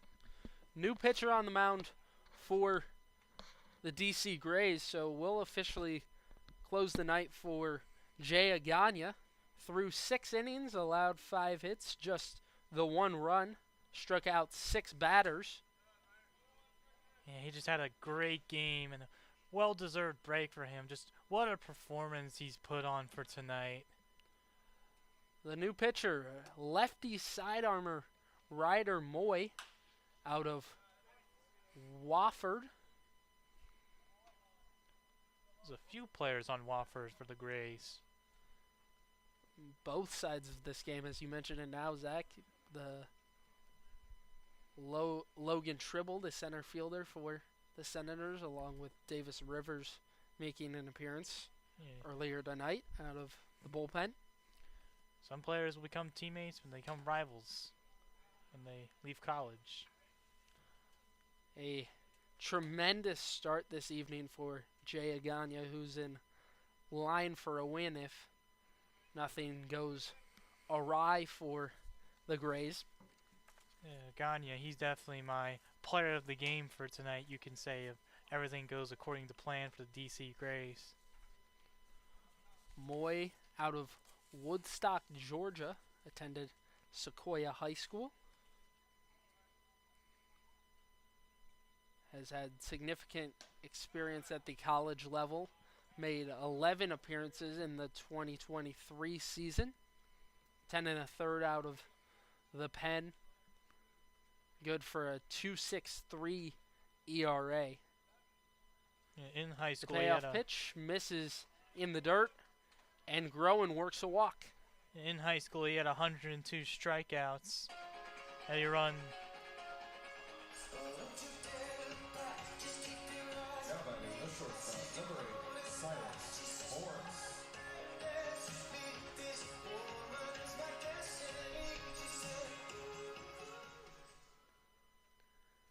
As mentioned before, I was talking about his high school career. He had 102 strikeouts and he won Region 768 Pitcher of the Year. Backup is the leadoff batter, Silas Boris. This evening is 0 for 2 and was hit by a pitch back in the 3rd inning. He's not having his greatest of nights, but you have that as a ball player. You have some good nights, then you have some bad nights. Carter Groen has stolen 1 base this season. So not the most likely guy to swipe a bag, but certainly has the ability. Coach will come out and talk to the left-hander Moy.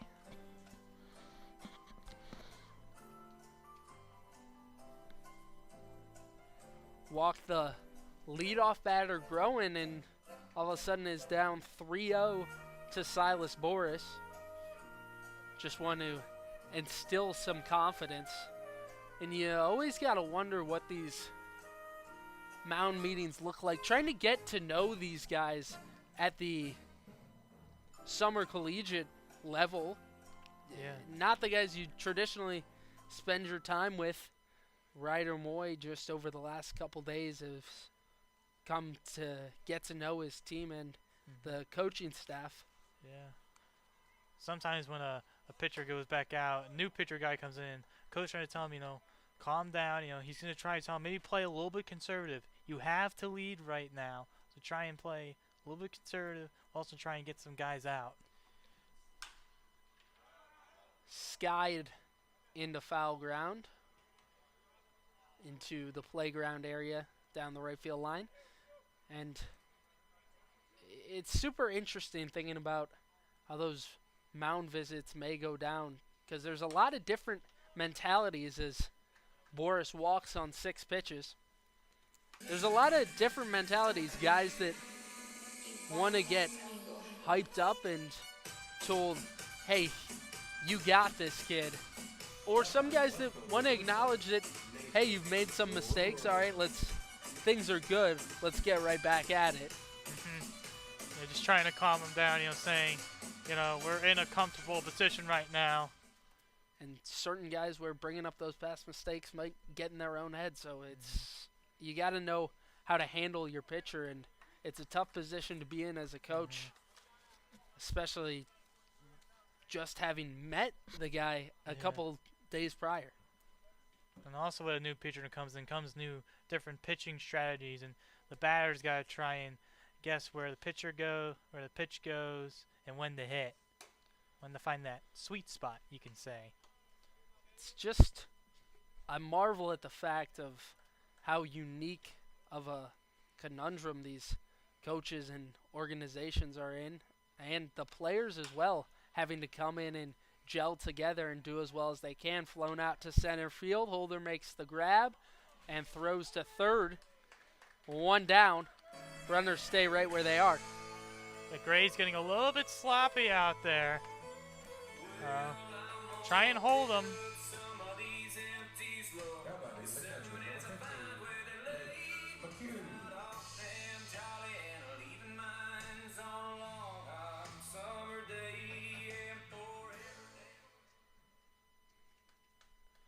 Nate McHugh with a chance to do some damage.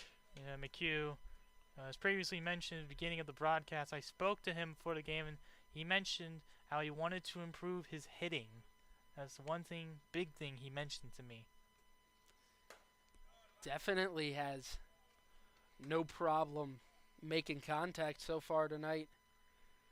0 for 3, however, and that's just how it goes some nights. Yeah. You make solid contact. Both runners go, and Likas will not even make a throw as both guys advance. Yeah, he just let it happen, and sometimes you can let stuff happen so you can get easy outs for the pitcher and for the infield guys. A 1-2 down in the dirt. Count even at 2-2 to McHugh. And as I say, been one of those nights for McHugh. It's kind of been one of those nights for Southern Maryland thus far. Down 7-1 in the bottom of the 7th inning. There's always a term in sports. Whenever you're down a big lead, you got to just try your hardest. And as the coaches say, you got to play for pride at that point. Chip away is the big phrase for Southern Maryland right now. Hard bouncer to short, throw to third, and Nihas makes the tag on Boris, but a run will score in Carter Groen. That cuts the lead down to 5 in Waldorf. Now batting third baseman number 22, Mikey God.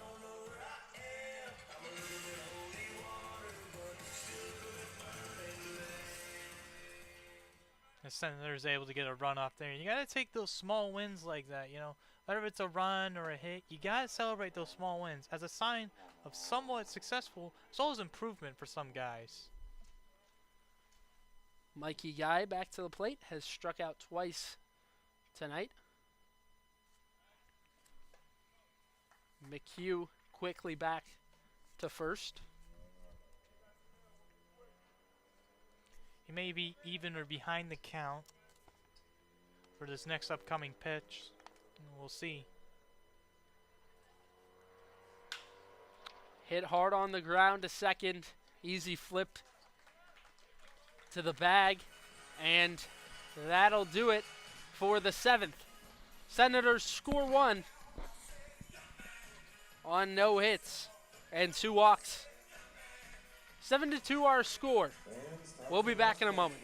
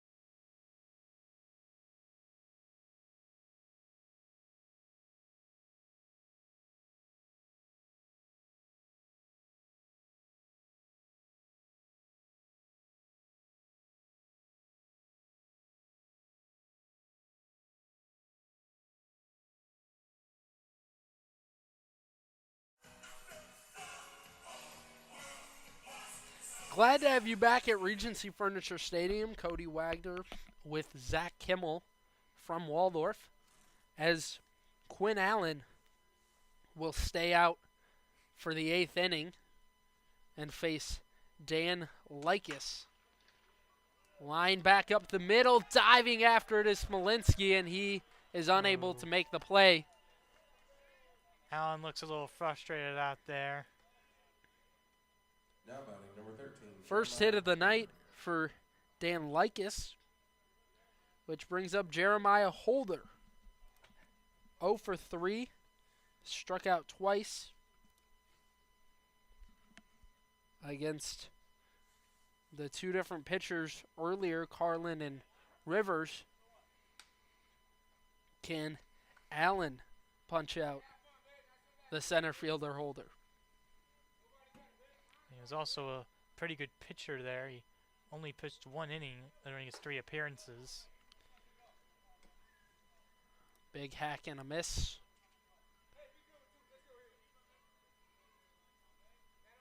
No balls, 2 strikes to Holder. The 9-hole hitter this evening. Still yet to reach base on a hit this season.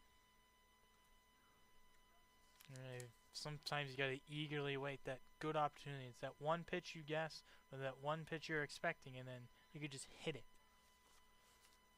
And for Holder, you got to recognize how tough it is for a kid like him who's expected to both pitch and hit for the Grays. His last start in the field was last Thursday. Called upon to to make the start this evening and go swinging at strike 3.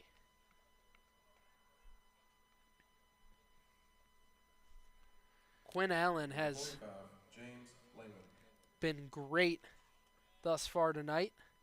Yeah, he's giving it all his effort, doing what he can for his team.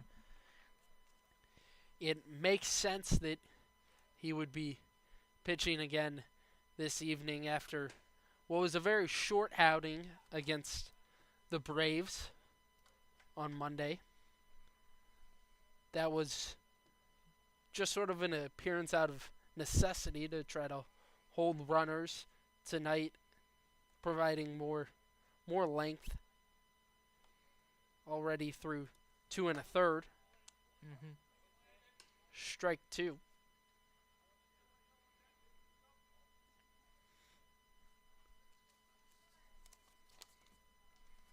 Apologies, rather strike 1 to the leadoff hitter James Lehman, A 1-1 count. who is 1 for 3. And 2-1 misses up and in.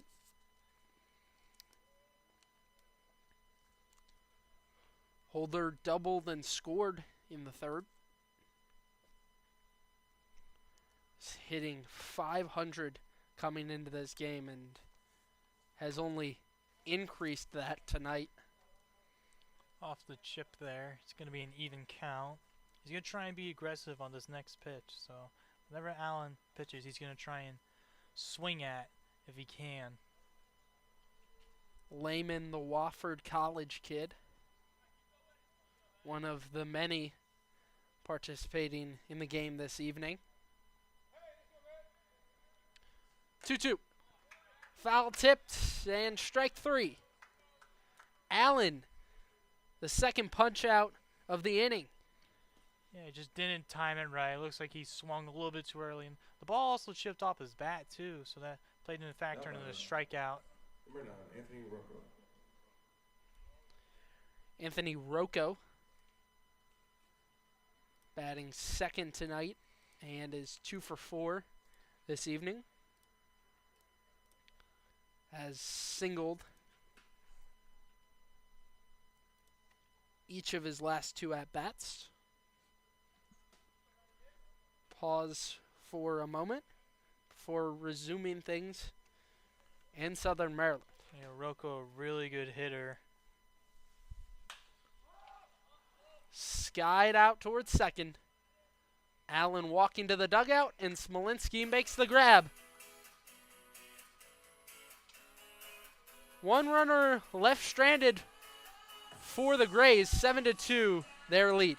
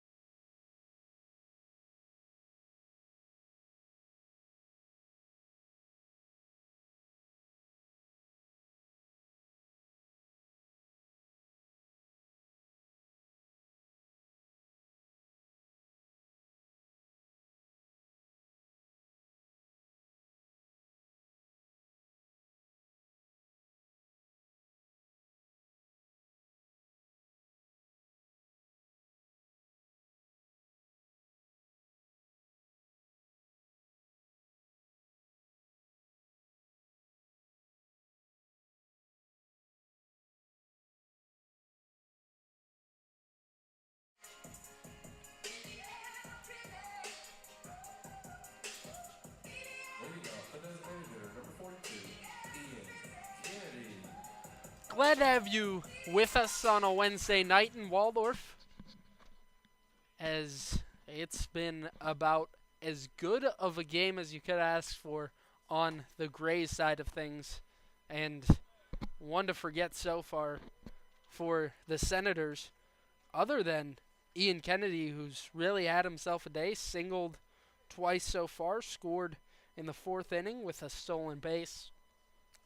Ian Kennedy, definitely the team MVP of this game.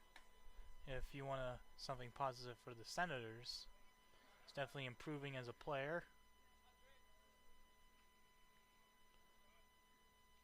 The brightest spot so far in a Senators team that has struggled to this point.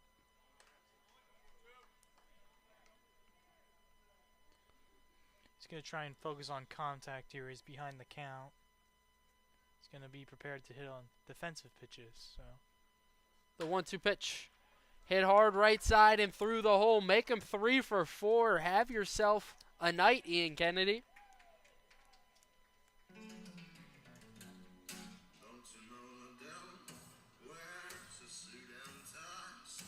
Now batting the first baseman, number 13, CJ Willis.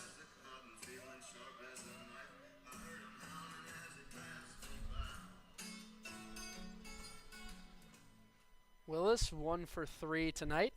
Struck out in the fourth. A base knock in the second. Squares to bunt. Pulls it back for strike 1. he was looking to bunt there, and he just didn't really see the pitch, so he backs out of it. Didn't play in the game against DC earlier this season. Makes the start at first tonight. And Kennedy, throughout this season, has been asked to play first in most of the games. But tonight, it's nice for him to just be able to focus on hitting in the DH spot. Sometimes This you game. Bouncer to second. Double play ball. 1 at second. Throw to first. Will retire Willis. And they turn 2. Now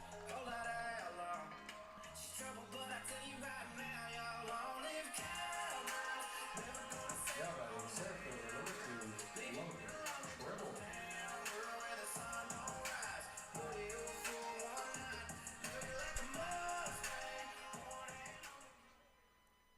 Logan Trouble back up the bat.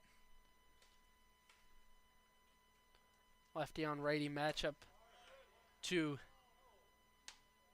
Tribble from Wofford College.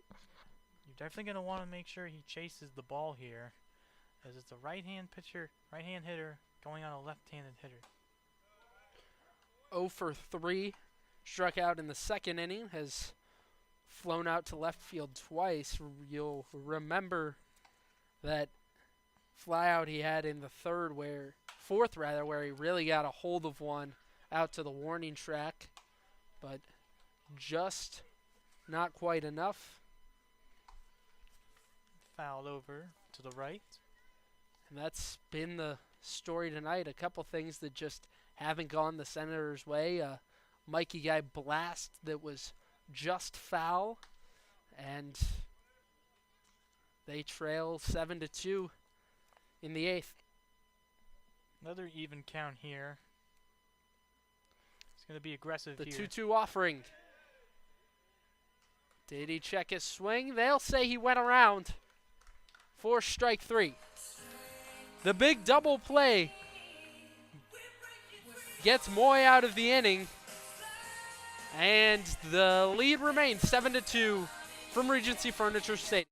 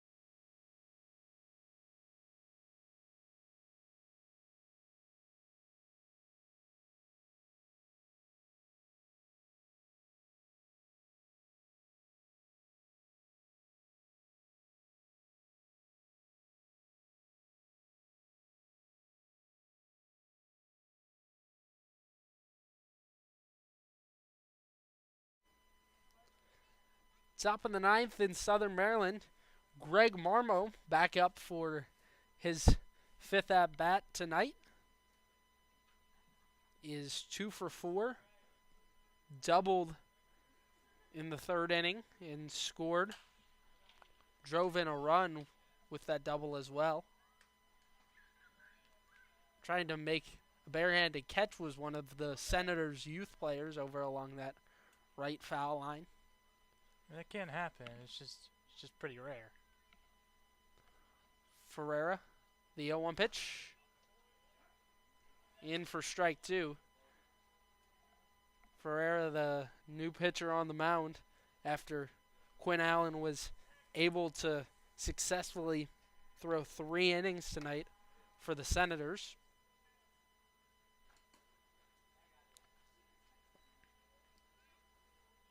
Ferreira from Huntingtown, Maryland. He went to Huntingtown High School.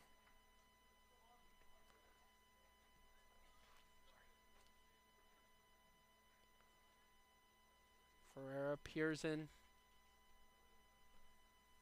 The 1-2 pitch. Foul back.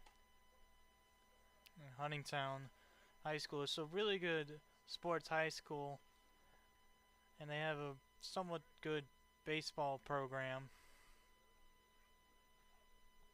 Ferreira in his third appearance this season out of the bullpen for the Senators. Pitched on Monday against the Braves and gets the call tonight. Walked one batter, struck out one. Faced 5 batters across 1 1/3 in that appearance. Bat flies out of the hands of Marmo. I believe it was him who launched a bat into the dugout earlier. What is with bats in the Grays tonight? It's the third that has flown out of a batter's hand, but he got a piece of the pitch there. Are the bats scared of the Grays players or something? Do bats have a soul? Ferreira, his first appearance on the young season was against the Braves in the second game of the year, where he allowed 1 run, 1 earned, 3 runs, and 1 2/3, and a swing and a miss from Marmo. He struck him out. He pitched it low there. When you have a 2-strike count against a power hitter, you're going to want to pitch it low because they're likely going to chase whatever ball you throw at him.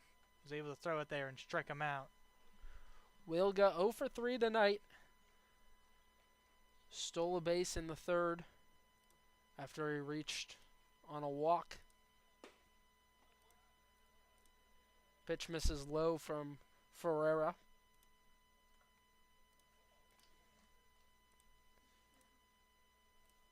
Austin Ferreira plays at St. Mary's College of Maryland. Skied left side and out of the stadium. Hopefully that didn't hit someone's car there. Looks like it might have hit the roof out that loud bang noise. Ferreira, you'll see him often, not quite sure if the hat misfits him or what, but often his hat will come off. He's got a violent motion towards the plate. The hard right-handed hurler for Southern Maryland. Maybe his loose hat, it could be maybe a good luck charm. Maybe his hat falls off. It means he's thrown a good pitch where he strikes the guy out. He struck out 1 to begin the inning and comes home with the 1-2. Misses down and away. Count even up. The hitter's going to be aggressive here. Even count. Ferreira made 5 appearances at the college level, allowing 5 earned in 3 innings of work. Swung there a little bit too early. It also chipped off the bat.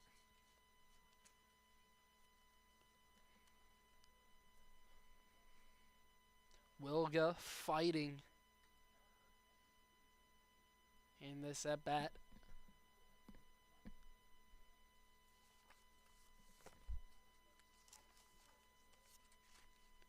A disappointing night so far for the Senators. Yeah, you might as well. You play for pride at this point. You're down 7-2, and you're gonna try and get at least one more run in, or maybe even try to go and tie this game up and get into extra innings. But just play for pride at this point. That's what many coaches would tell you in these situations. What's unfortunate for Southern Maryland is they had a chance to win against the Braves on Monday, in which was a back and forth game. They led 4-0 yesterday against the Thunderbolts, ultimately went on to lose that game. But tonight it's really been all DC from the jump.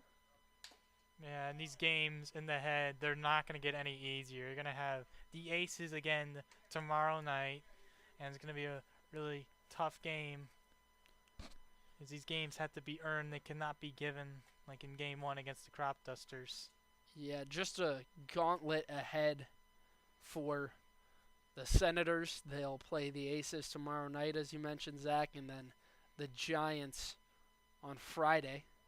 And the pitch will run in and hit Joey Wilga.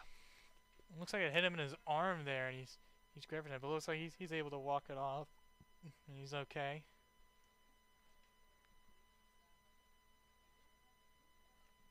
Now batting, number 30, Patrick Nehas. And Ferreira hits the batter. Will go aboard first for Patrick Nihas.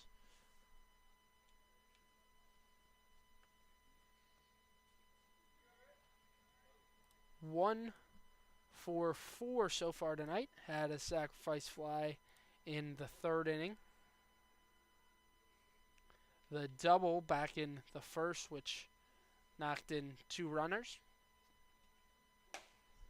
Nias is also a decent pitcher. He had a fastball of 77 miles per hour.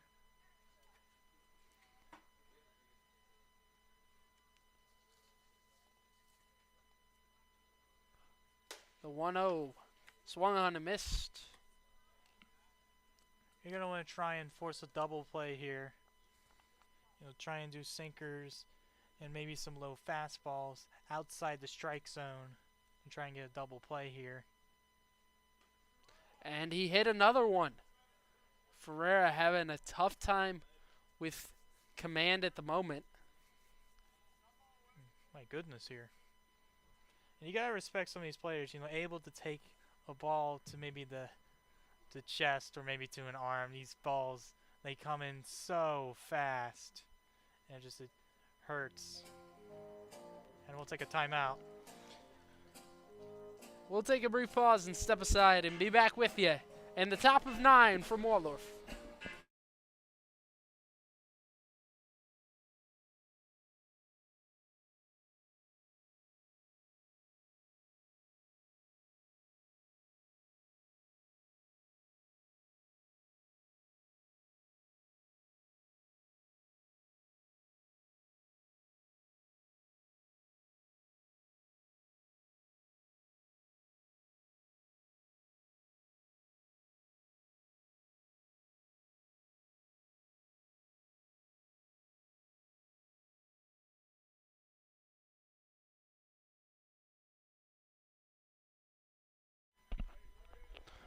Michael Lavagna back to the dish.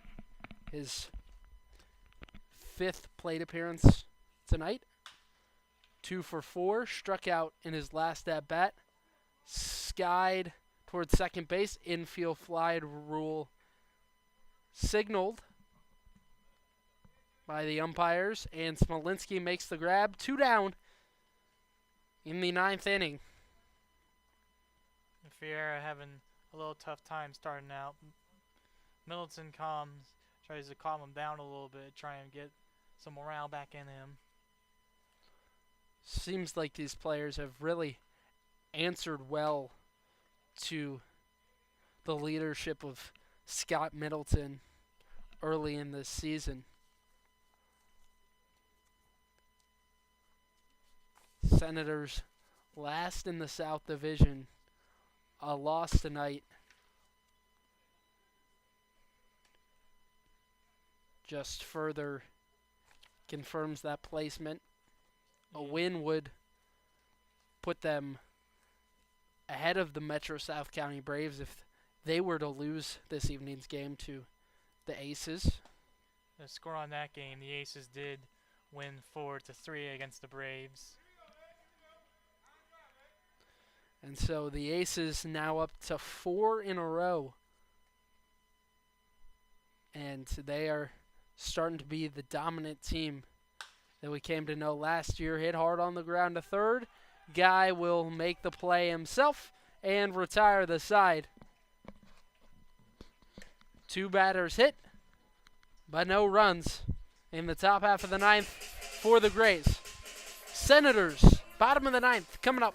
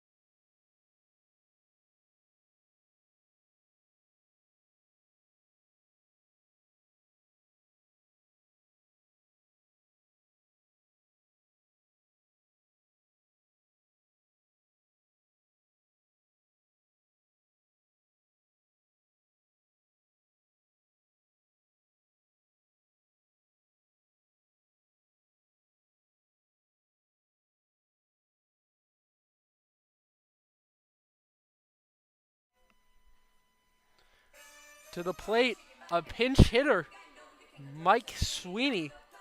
Now batting number 5, Mike Sweeney.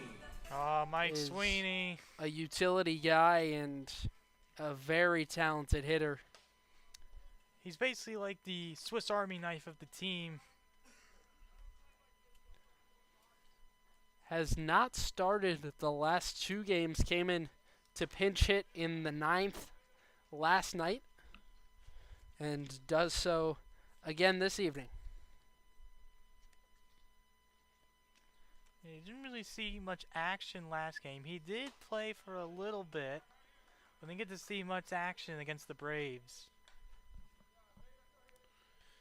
He comes in for Ty Smolinski, who was 0 of 1 this evening. Quickly 2 and 2 to the right-hander out of Hofstrup.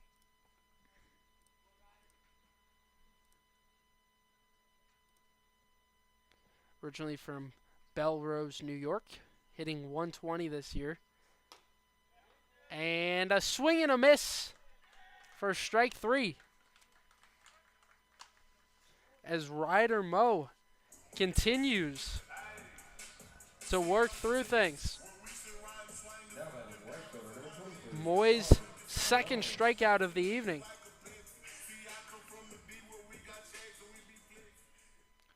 Carter Groen, power hitter. Ryder Moy, this is 3rd inning tonight, and just the second pitcher of the Grays, and you start to understand how they can get away with using just 10 arms to this point in the season. A shot sent down the left field line from Groen over near the Senators' bullpen. I think I might have hit someone there. It's gotta sting when you get home tonight. Gotta ice that thing. Carter Groen, the freshman out of Iona University. Hit hard left side, but foul again down the third base line. He's had 54 hits in his 2024 season. Carter Groen came into this game for Rohan Putz. Walked and scored in the 7th inning. One of the Senators' only 2 runs tonight.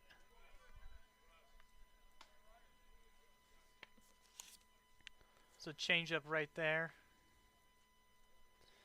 And if you look back at something this game, it's got to be the runners left on base for the Senators thus far. They've left 8 on to this point. Overall, just great pitching by the Grays. Hit hard on the ground to third. It'll skip over the glove of Nihas. Moving to second is Carter Groen with a stand-up double. And all of a sudden, some life in the Senators' dugout. now batting the shortstop number 8, Silas Boris.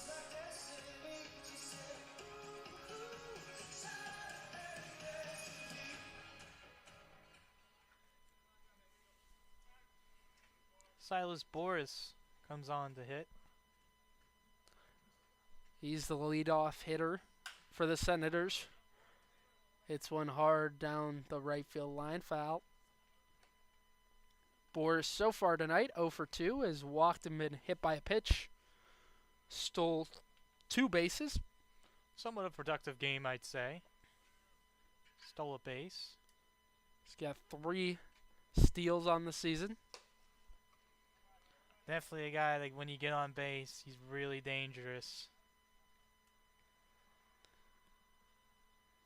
The guy standing at second right now, and Carter Groen is got to be happy with how he's played this evening. Of course, many team players on the Senators team not satisfied with anything but a win. Boris has got to try to expand the strike zone here. He's got to focus on contact. And it is. The odds of a win are quickly dwindling down as we are in the bottom of the ninth inning. Senators down 5. Yeah, it's not a good night for the Senators. You know, you win some games, then you lose some games. But here's just gonna be a 3-game losing streak. And there's been some bright spots tonight. You got to think that just 8 strikeouts to this point this evening. They've made a lot of solid contact, but it's happened to be right at players, and sometimes that's how it goes. You mentioned some pauses. I would think Ian Kennedy was definitely a bright spot on this team tonight. He had a pretty good game. He struck him out. The third punch out of the evening for Ryder Moy. Now batting, number 27, Brandon Purser Eber.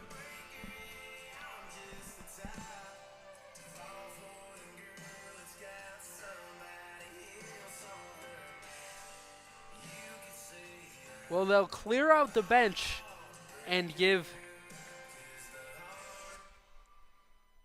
the young catcher a chance to hit. Just graduated from high school, did Purser Eber. Highly sought after recruit coming out of Connecticut. Set to attend Middle Tennessee in the fall.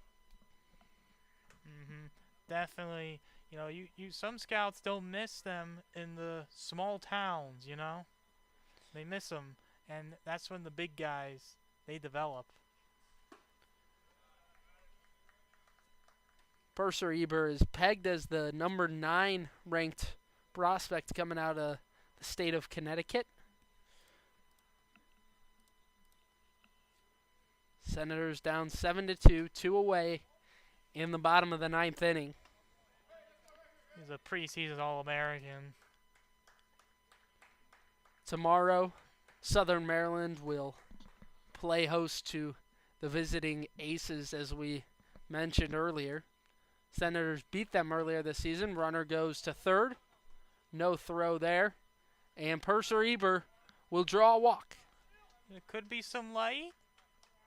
We might see a 1-3 play.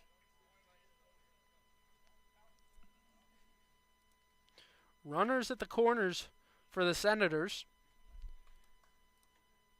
Nate McHugh up to the plate. Has made solid contact tonight, but still yet to record a hit this evening. 0 for 4.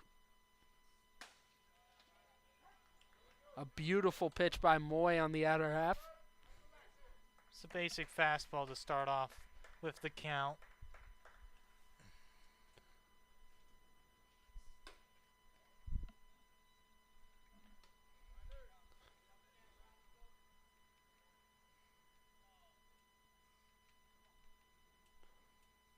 Southern Maryland looking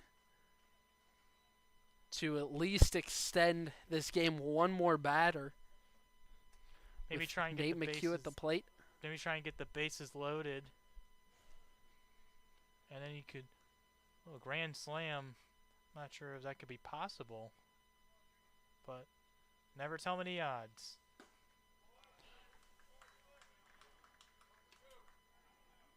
Waved at and missed. 2-2. Down to the last strike in Waldorf. The 2-2. Hit hard down the right field line and hooks just foul. That It was a well-struck ball off the bat of McHugh. Yeah, just curved a little bit to the right, and I thought that was gonna be a home run there for a minute, or maybe hit the pole. It just curves to the right, to the foul territory.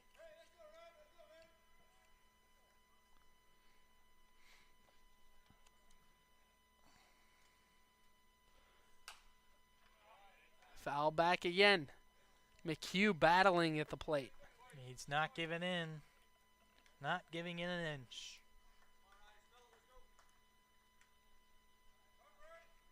You can't really do a 1-3 play here. You have 2 outs, and you can't really risk anyone. 1 strike away from victory in Waldorf are the Grays. Senators trying to keep hopes alive with the catcher McHugh at the dish. He's definitely not going to want to give up here. Each one's fighting to the very end. 2-2 offering, hit hard out to right field. That'll get down in front of Lavagna. Runner will score, and first and second as the Senators cut the lead down to 4. You got something positive there. You get another run in.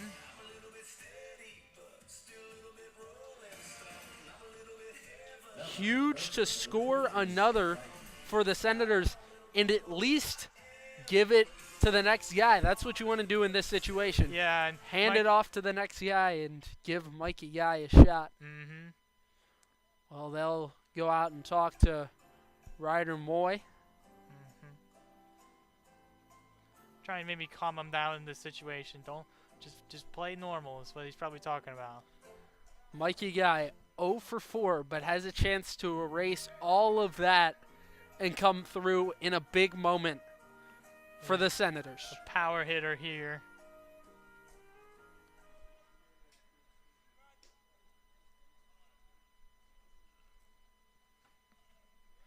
Two gone in the bottom of the 9th.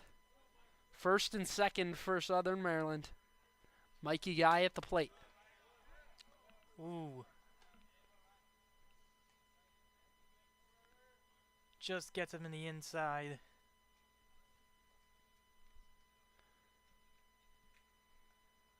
A tense moment in Waldorf. The 0-1. Outside. Count even at 1-1. 1-1 in.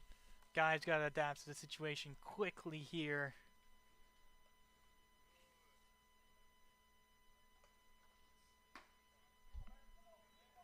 Two balls and a strike to Guy. Runners are really trying to cheat here, trying to get ahead.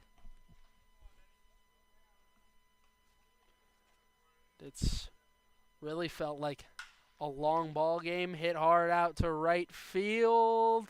And that'll do it. Lavagna makes the grab to bring an end to the game.